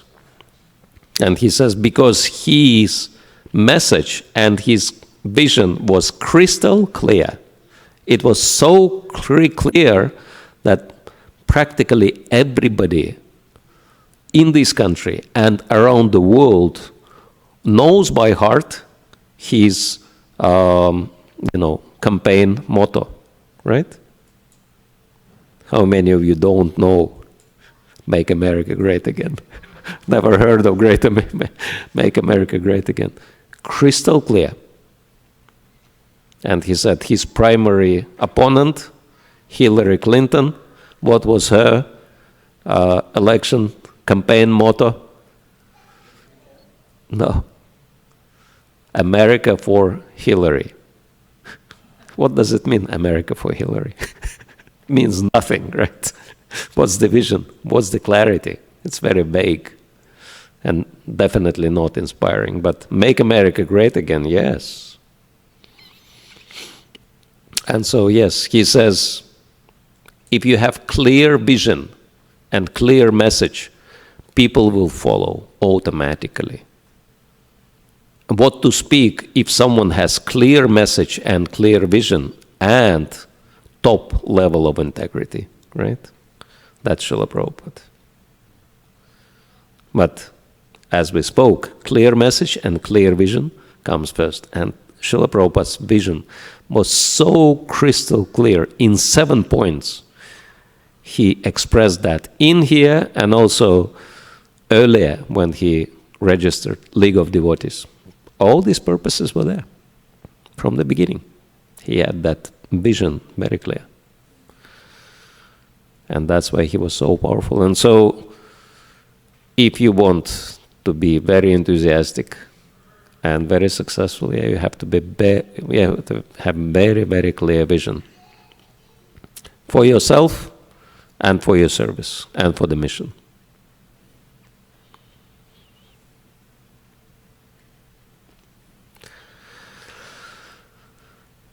Anything else?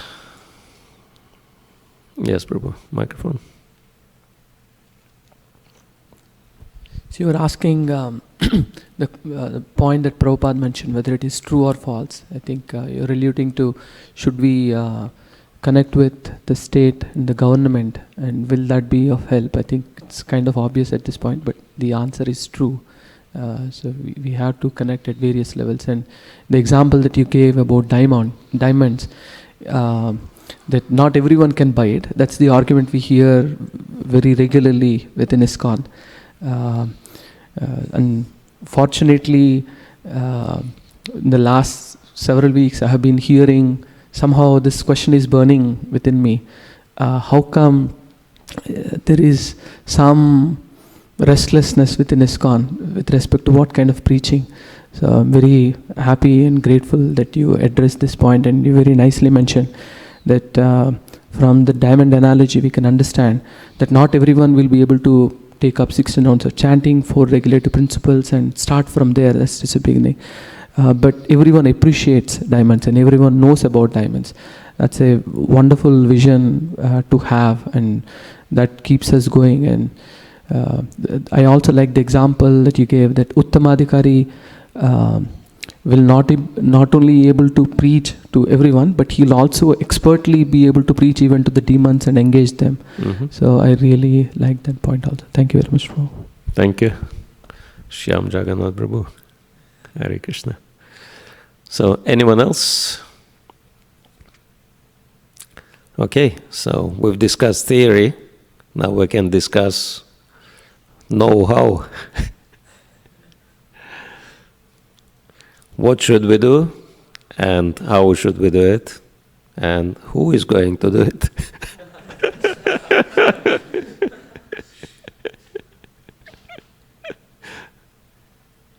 Naveen Nirada Prabhu found a volunteer. Yes, Prabhu, microphone.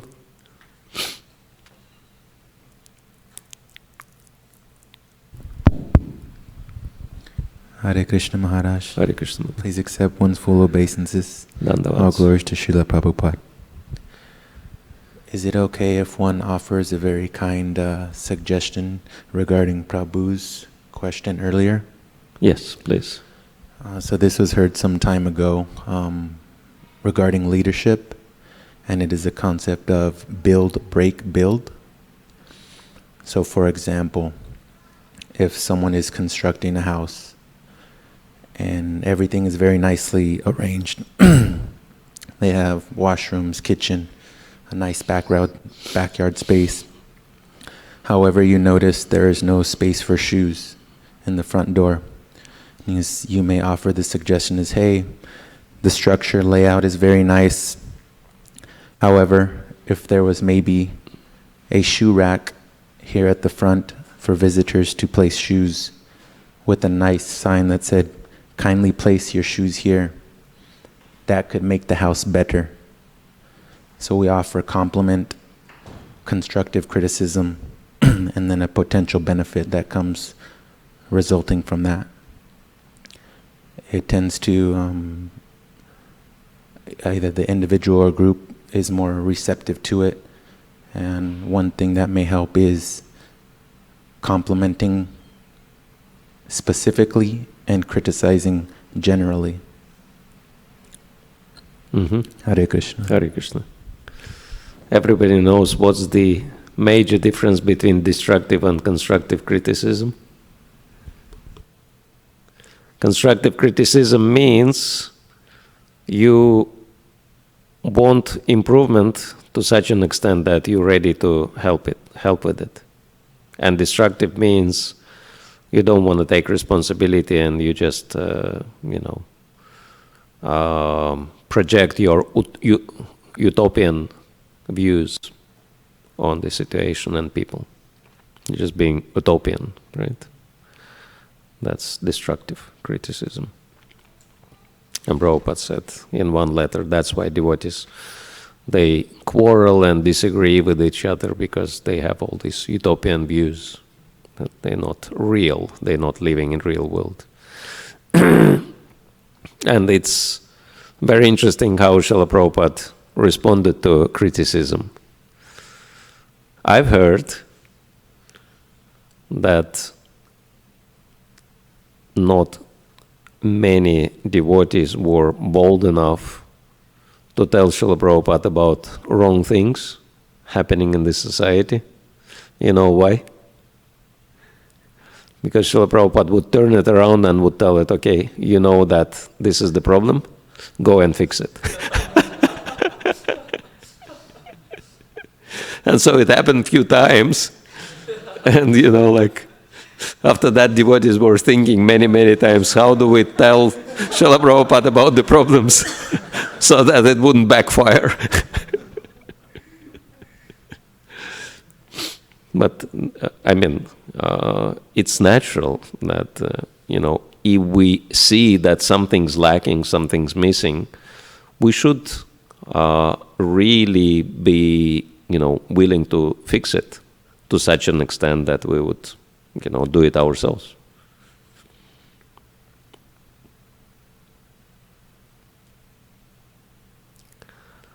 But of course, in that sense, it's important not to be utopian as well, because many times, devotees are very enthusiastic, but then they do not really take into consideration time, place, circumstances. Like one example, in one country, I won't be telling which one, devotees purchased very nice land, and the idea was to make a farm, very nice, simple living, high thinking. Farm community is one of our purposes. And this land is pretty close to a big city. And so devotees got their houses there, but nobody works on the land. Everybody just goes to the city, works, and comes back. And so this is happening for quite a long time. And then one devotee comes, very enthusiastic, and he says, "Hey, what are you doing? You have so much land. You're not becoming self-sufficient, and you're not, taking advantage. This is what we should do. This is, all these things." And devotees listened to him, and they said, "Yeah, if you're so enthusiastic about it, why don't you do it? Here, have it." And this devotee took the challenge. He said, "Yes, I'll do that." Actually, he gathered few devotees, and actually one reason was that, this land had tons of fruit trees, but because no one actually used those trees, they required some, I don't know exactly what they do, prune them or whatever, just to make them give nice fruits again. They were not giving nice fruits. And so this devotee brought few other devotees, and they worked very hard, and they fixed it all up, and so there was a harvest, and very nice fruits hanging from these trees, like peaches, apricots, pears, etc. And then this devotee said, "Here we go. I showed you what you can do here, so now you can collect all these fruits." And the devotees told him that we don't really have time to collect all the fruits. It's much cheaper for us just to buy those fruits in the shop and bring it back. And that devotee, he became so frustrated. He didn't even bother to collect those fruits himself. And then he left. And which is understandable also. So much work being put into it, and with no results, no one got inspired. And then, the land had to be utilized one way or the other, and so it's very prestigious area, and many neighbors have their horses, but not much land for grazing, so they leased that land out to the neighbors for the horses to graze. And so, of course, horses were very happy to eating, all these peaches and pears and apricots. At least someone benefited from that. So, but yeah, this is the example of someone very enthusiastic and ready to take the responsibility, but not really taking into consideration the circumstances. And so, yes, then it also can result in frustration.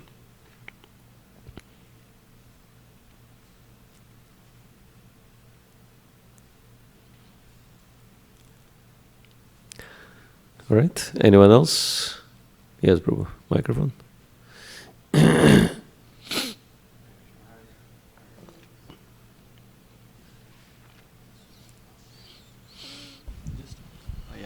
Hare Krishna.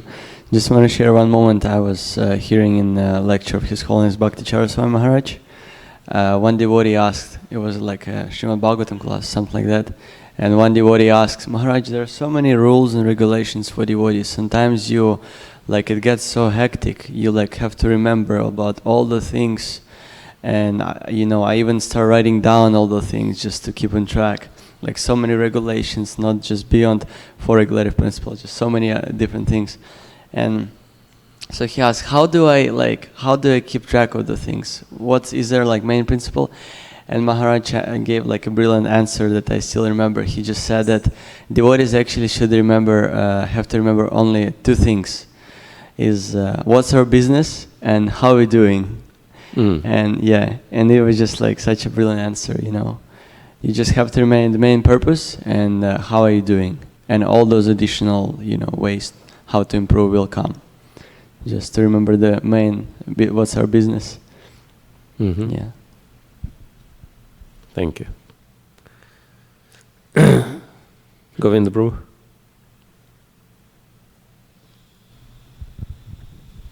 But there is a verse which is actually a direct answer to this. I wonder why he didn't say that. It says that, satatam No, so it's the purport. It means that you should always remember Lord Vishnu, and never forget him, and all the other. Smartavya Satatam Vishnu. Smartavya Satatam Vishnu. Na vismartana jatuchit. Yeah. Sarva eva visheda.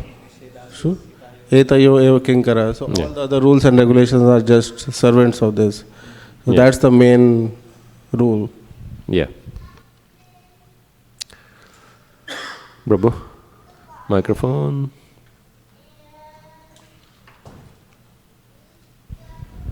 Hare Krishna.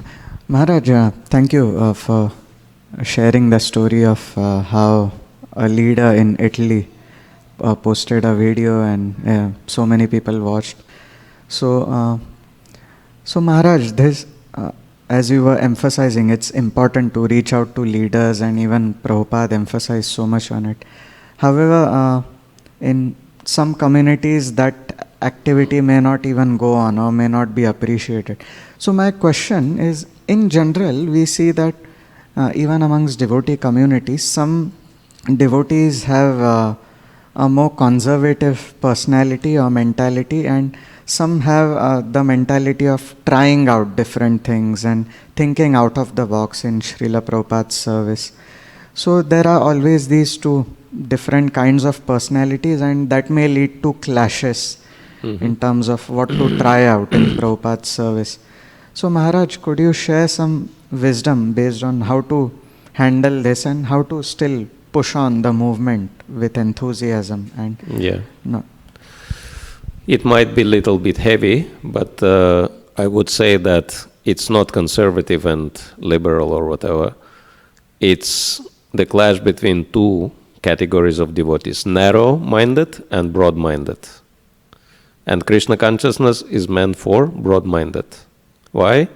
Because Bhagavatam 2.3.10 very clearly explains that akama, sarva kamava, moksha kama udarati, tivrena bhakti yogina yajeta purusham param. Let me see that some of you might be able to give us the translation. Okay. Anyone? Microphone? 2.3.10. Navina Nirada Prabhu.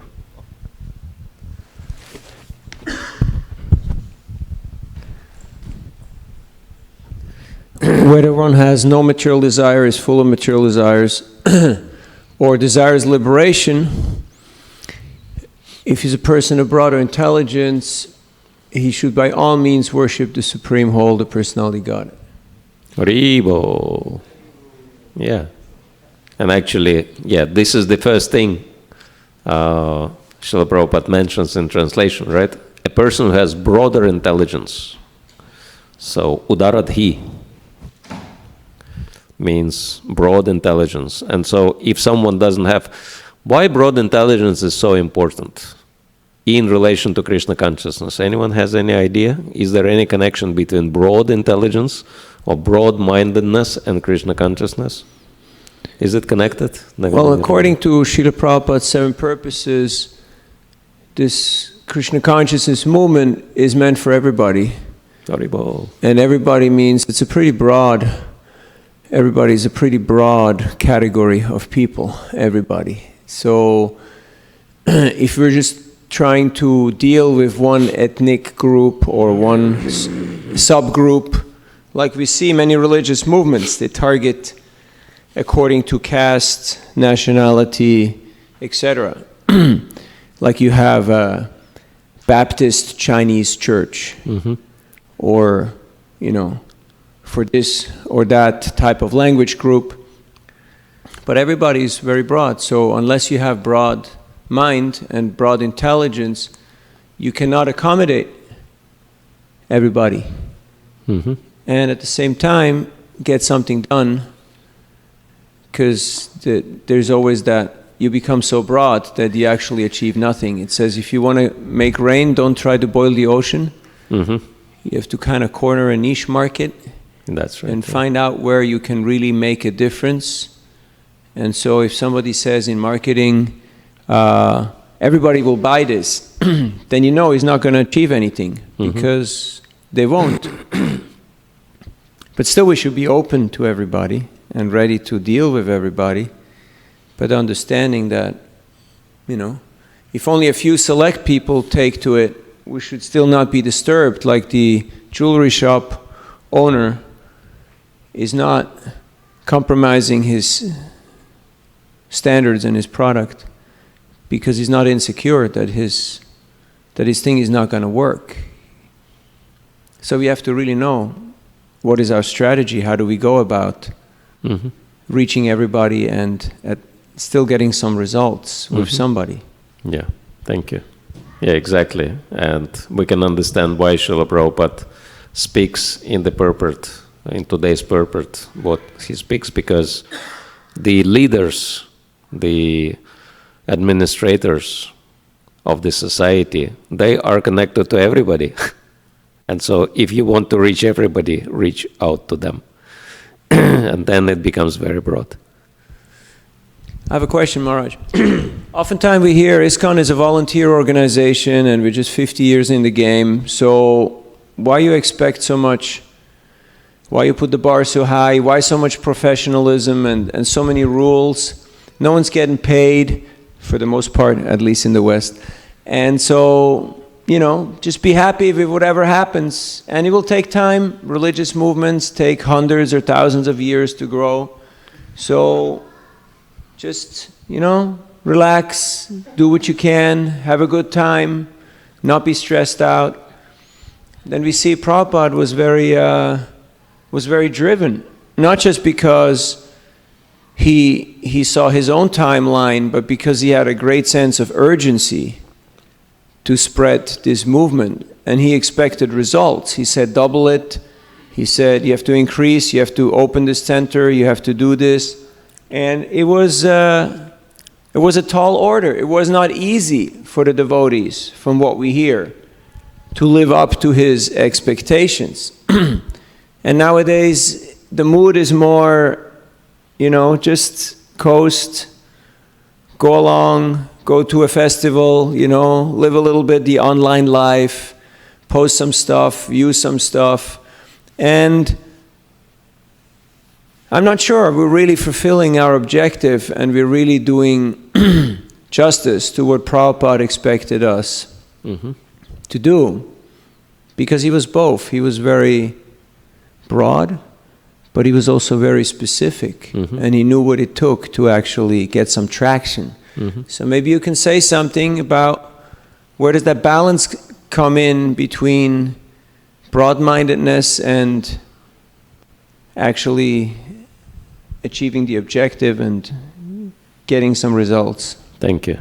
Very nice comment and very nice question as well. And I'm sure Navin Nirada Prabhu is asking for everyone's benefit because he knows very well the answers to this question. I mean, in my personal experience, I was always inspired by this particular aspect of Krishna consciousness, first purpose, and all these points Srila Prabhupada makes in today's purport, and it's not the only place where he speaks about it. Importance of leaders in Krishna consciousness, because actually this movement is meant for leaders only. Evam parampara praptam imam rajarshe vidu. Very clearly Krishna tells whom this knowledge was originally meant for. That this knowledge was passed by the disciplic succession, and in this way it was understood by Raja Rishi, by saintly kings. So actually this is, and it's interesting that Krishna didn't speak Bhagavad Gita to some Brahmana, he spoke Bhagavad Gita to Arjuna, right? And so that's the importance of leaders in the society. And of course, the objection might be, but the present day leaders, they're really far from being Raja Rishi, right? So that doesn't apply. we should not deal with this because they are all demons. And only, because they wear a lot of hair on their head, you cannot see their horns. And because they have shoes, you cannot see their hooves. Right? This kind of perception. And unfortunately, even today we have this kind of devotees who, demonize all the leadership on the planet without understanding the simple fact that if it happened to these people, if those personalities, they gain those positions, somehow or other, it was Krishna's sanction. And somehow or other, we should respect them as someone who got sanctioned by Krishna to be in that position. And we can see the examples in scriptures how devotees work with people in position and they respect people in position as Krishna's representatives. Especially it is described in Chaitanya Charitamrita. Rupa and Sanatana Goswami, right, dealing with Nawab Hussain Shah, despite of he being very materialistic and meat-eater and, very demoniac. But they say, you're a representative of God. So this is how devotees treat people in power. And because, as Anuttama Prabhu tirelessly explains for so many years, these people, they have so much power that, he gives the example of Roman emperor, when the gladiators fight and one gladiator has defeated the other one and, puts the sword to his neck, and then he's looking at the emperor, what the emperor will say. And emperor, if he shows this, that means lift your sword and let him live. But if emperor shows like this, finish him, right? This is where it came from. Live or die. So this, with one movement of the thumb, they can, decide on someone's life. That kind of power is invested in them. Even today, so much power is invested in the leaders. And so, naturally, if you work with these people, just with little effort, they can make so many amazing things happen. And there are unlimited examples. My own little experience when I was responsible for one community in Russia. And we've tried our best to establish very nice relationship with city administration. And the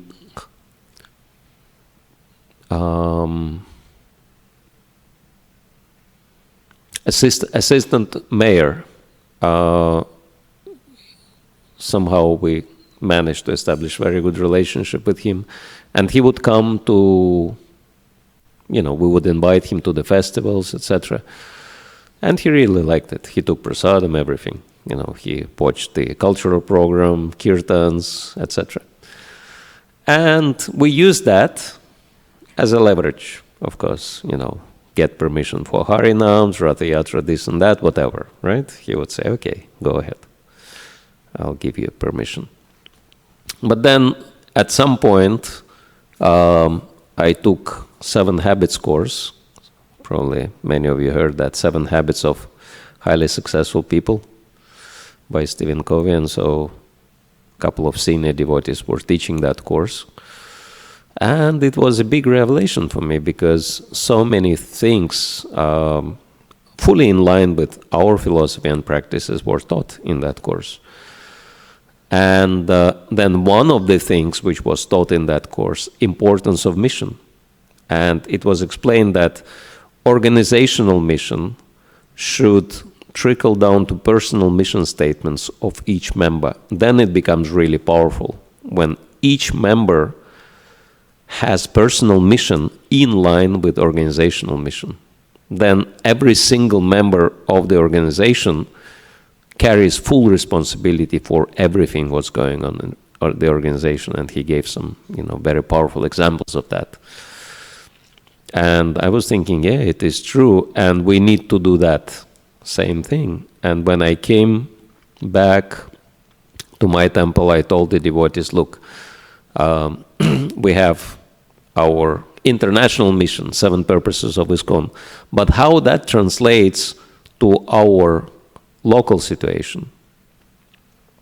We should, come together and brainstorm and actually form mission of our temple based on 7 purposes of ISKCON.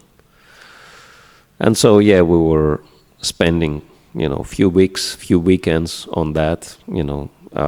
It was, for all the initiated devotees, it was compulsory. Then other devotees could also take part. And then we came up with very nice mission statement, very practical, spiritual festivals, etc., etc. And then I was thinking how that would sit with the city administration, our mission statement. Let us try it out, okay? I have more and more cups appearing on the table. Thank you. And then we went to that assistant mayor. And when he saw us, automatically, because every time we would come to him, we would come to ask him for something, right? And then he smiled and he said, okay, what can I do for you, right? And I told him, actually, this time we came with a different purpose. Actually, we are here to serve the interests of the city. We're not just here for ourselves. We want to benefit people. We want to help in overall benefit. And so we wanted to help you in your work. And he was like, what do you mean? How do you want to help me? And he laughed and he said, if tomorrow I'll send you to pick up trash, because there is a lot of that needed, would you go for it? And I told him, actually we're open for anything, but we have our specific mission, we have our specific purposes, and if you utilize us according to those, particular guidelines, we could do much better job. He said, what is it? And I gave him our mission. And then he read it. And he said, so what do you want me to do? I said, well, you can suggest how could we fit into your work in such a way that we could really make a difference. And he got a little scared. He said, do you want me to become a Hare Krishna? I said, not that quick. We just want, you know what's needed, so we just wanted to be engaged effectively, right? And then he started really surprising us. He said, well, you have this point about festivals, and when I come to your festivals, you really create nice atmosphere, very family, nice atmosphere, and I never saw that atmosphere at any other festivals. I think you should be part of every single city celebration. And we were like, wow. And we'll give you space, you can sell your things, you can do whatever. And then he said also this point about your books, book distribution. Yeah, I've read your books, they're very nice, but they are not affordable by everybody. I mean, many people could benefit from those books, but what about those people who don't have money? So let's think about sponsorship programs for your books. Let's think, how do we get funds so that you could give books out for free? And then he said, Also, your food is excellent. And I think we should give you time on the local TV so that you could conduct your cooking courses and teach people how to prepare this kind of food, etc. That just blew my mind. And then, because if they give this, if they, they can open any doors for you. And why do you have to struggle to get little, whatever advantage if you can get everything from these people? You just need to cultivate nice relationship with them. That's all it takes. And then, he actually organized participation in the city day for us, and we were pretty central. Our stage was pretty much in the center of the whole celebration. And we've invited some professional devotees. They were doing, kirtan concert on the big stage. And people really enjoyed it. And then we actually pledged that we will prepare and distribute 3 gigantic cakes. Each cake was, I don't know, in pounds you measure in here, right? Each cake was at least 500 pounds. So, and we pledged 3 cakes. But we didn't have enough manpower to make 3 cakes. We only made 2, right? But we were thinking, in the course of all this happening, no one will really notice, that we done only 2 cakes. But one smart reporter took a notice of that. And then he published an article. He said, these Hare Krishnas, they promised us 3 big cakes for the celebration, but I've noticed they only gave us 2. But then he said, we don't mind, because even 2 gigantic cakes are not given out for free every day. So, this is what I thought, that it's better to fail in serving Krishna rather than succeed in something else, right? That even the failure is appreciated. And then, towards the evening, then the official part was over, but people were still there. And we've decided, okay, let's do Harinam, right? Let's just chant. So we started chanting, and everyone came around us, like huge crowd. And they were really excited, never going anywhere. We're doing Harinam, it's like 1,000 people around us at least. Huge crowd. And then it got really late, about 10 o'clock. So we were thinking, okay, now we're going home. And the people said, what's happening?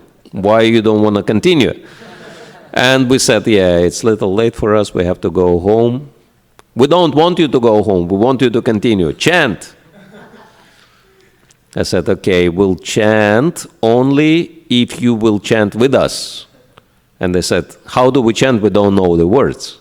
I said, okay, let's learn the words quickly. So I taught them the words. And so I made all of them to respond to chanting. And it was massive, 1,000 people chanting Hare Krishna, like new people. And so it was very inspiring. So we've done another maybe 40 minutes or so of kirtan. And then I thought, okay, going home now. It's already close to 11. And then they said, no, we just got the taste. Keep chanting, and we'll chant with you. I said, okay, we will chant only if you dance also with us. They said, okay, we will dance. We will chant and dance. And so, it's like massive Hari now. 1,000 people chanting and dancing for another hour. And then we got really exhausted, finished. And it was already close to midnight. And so we said, we're monks, so we have to take early rest, so please excuse us, but we'll have to go home. And then someone says, one young girl says, that, where are you going? We're coming with you.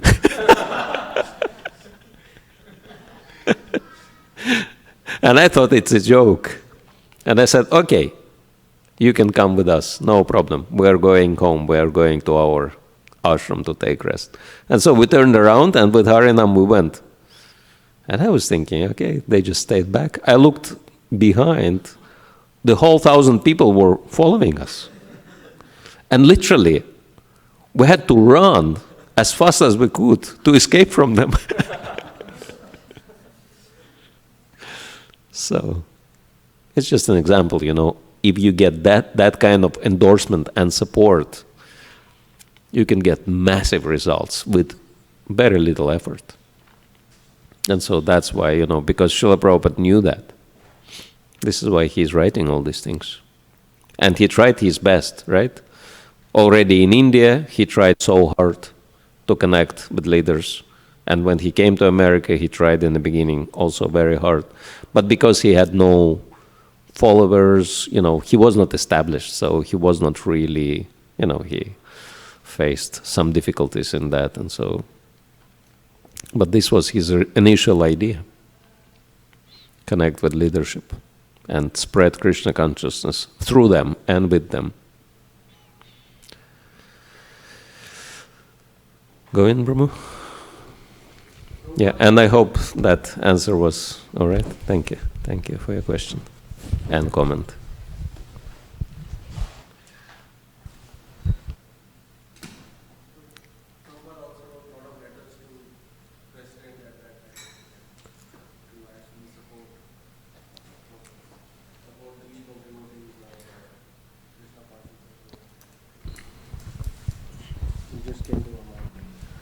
Is it?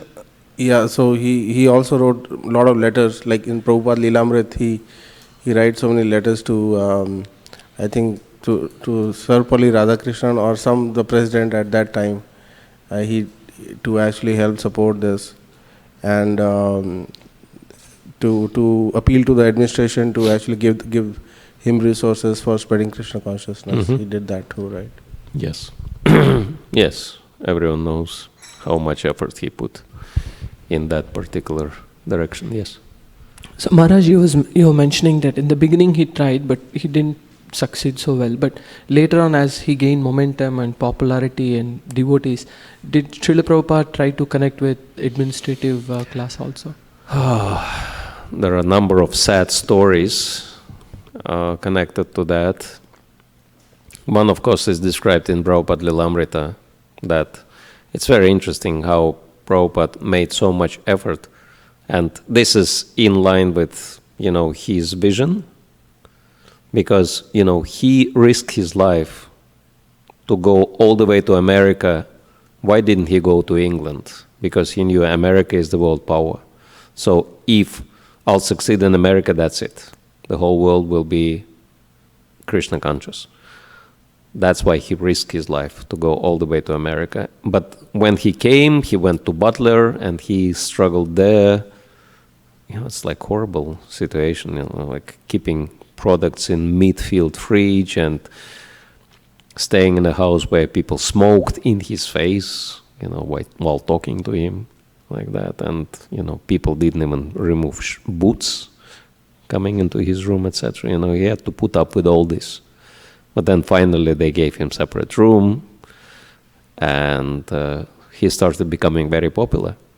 And then after he became popular in Butler, he dropped it all and went to New York. Completely counterintuitive, right? That risking life so much and then becoming successful in the place and then dropping it all and going to New York. Why? Because Srila Prabhupada didn't come for Butler, Pennsylvania. He came for the world, and he knew New York is the place. So he went there, and San Francisco, by the way, is also very, very influential on global scale. He went there, and he didn't go to Bronx, he didn't go to Queens or even Brooklyn. Where did he go? Manhattan. He could not afford it, but he found the option, Bowery, because Bowery is on the edge of Manhattan, but it's very cheap. Even today it's very cheap, what to speak of those things. And so he could afford that. staying there. But at the first opportunity, he moved up to the East Village. And then he actually wrote a letter. There is a letter, he says, to, I think, one of his godbrothers, to whomever he addressed the letter, can't remember. But he says, we finally acquired central location in New York. It's very close to United Nations, and we have plans to work with the United Nations. And then he made contact with the United Nations, and he was invited to take part in Peace Vigil. So he came with the devotees, that's all, in Lilamrita. And they started Kirtan, but then the organizer said, excuse me, if everyone will start praying out loud, it will not work. So that's why we've decided everyone makes silent prayer for peace in the world. And Prabhupada said, no problem. He told all the devotees, get your japa beads, and in your mind, chant Hare Krishna mantra. Let's sit together and silently chant japa. And they were sitting and doing that, and the organizer was so impressed. And he came back, he said, Swamiji, can we work with you? It was so wonderful, your participation. And Prabhupada became very enthusiastic. He said, please come to our center, and we'll treat you for lunch, etc. And Prabhupada made time. And then, actually, there were no devotees. Everyone was at work, I suppose. And the only two devotees who were available, one was Kirtanananda Swami, who stayed with Srila Prabhupada, and he helped him to cook. And another bhakta, he was a little bit disturbed in his mind, but he was the only one available, and Stanley, I think, was his name. And Prabhupada said, guard the door, make sure no one comes, because we expect this dignitary to come, this VIP person from United Nations. We are cooking for him, so make sure nobody else comes. And then when this man came, and Prabhupada's expecting to be informed, and that bhakta tells him, you're not allowed. And no matter how much man said, I have an appointment, Swamiji is waiting, can you please inform? He said, no, I cannot do that. Swamiji said, no one's allowed. They are waiting for someone important. He said, I am that important.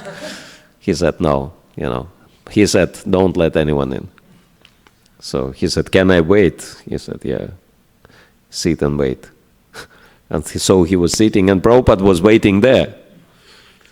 And so finally the man got disturbed, and he said, well, it should not be done like that. And so he went out, stormed out. And literally in a couple of minutes, Prabhupada came back. He said, what happened? Where is that man? And that bhakta kept quiet.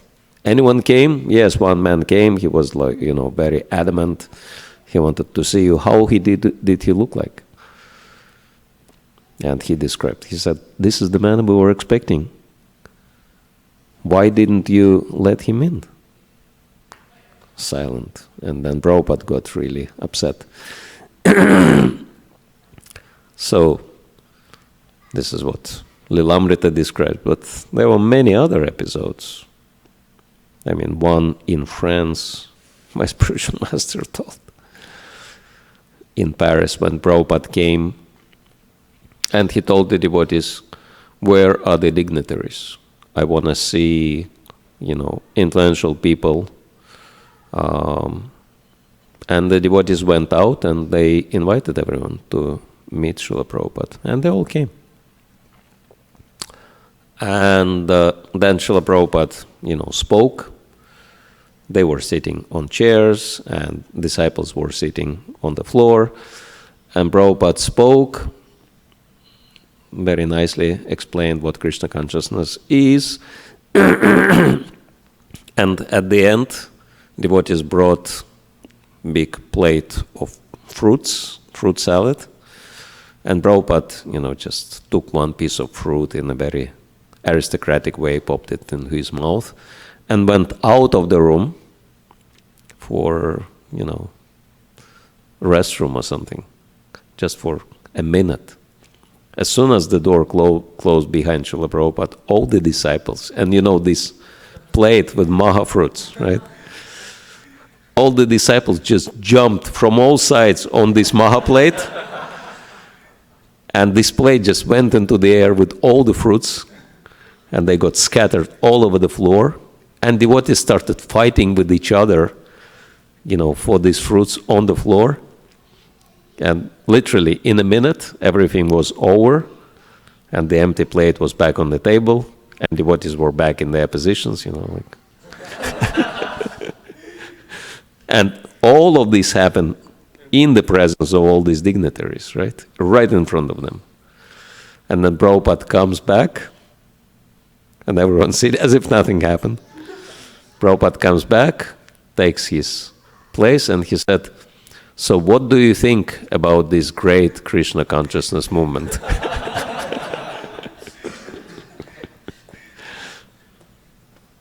So we can understand why Prabhupada, couldn't do much at the time. Because, there were many strange people.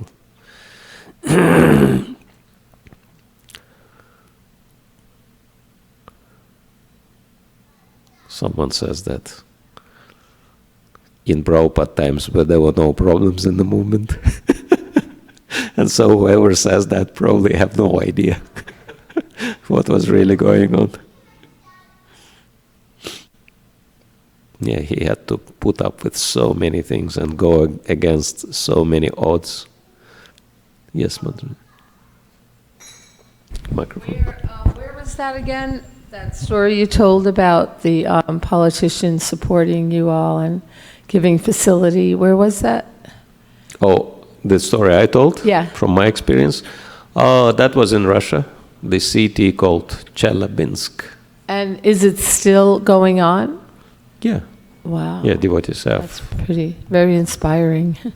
Temple, and they have regular celebrations. Yeah, that since we started doing these celebrations on city level, like one time there was some kind of police,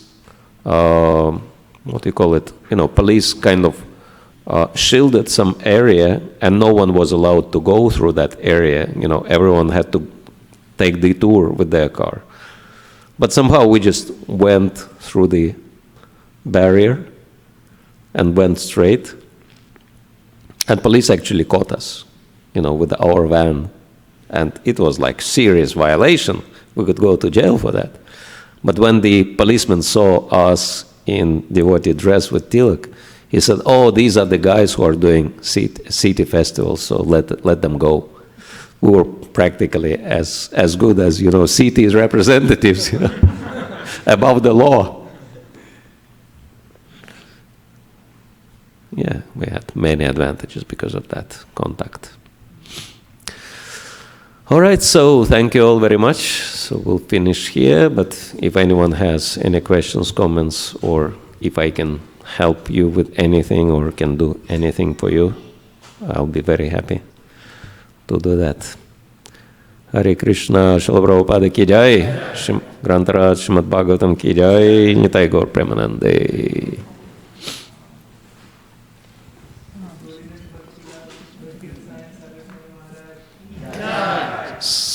ISV Gaur Bhakta Vrinda ki jai.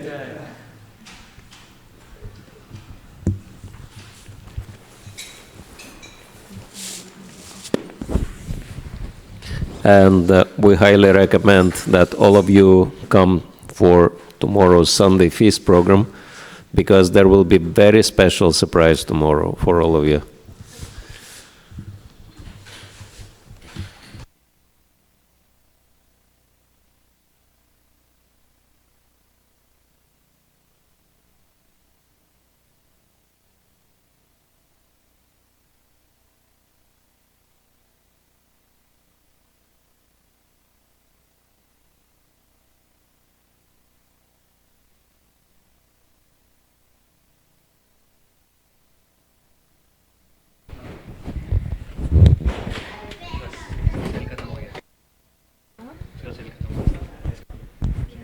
Cell खत्म हुआ cell नहीं का इसका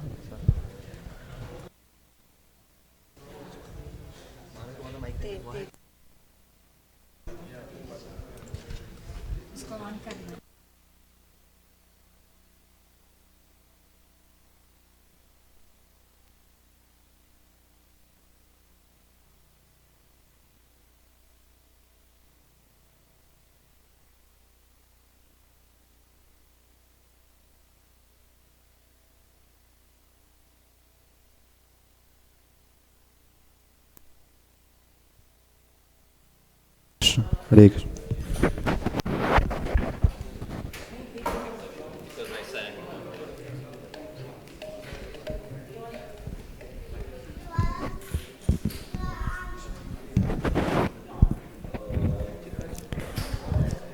Jaya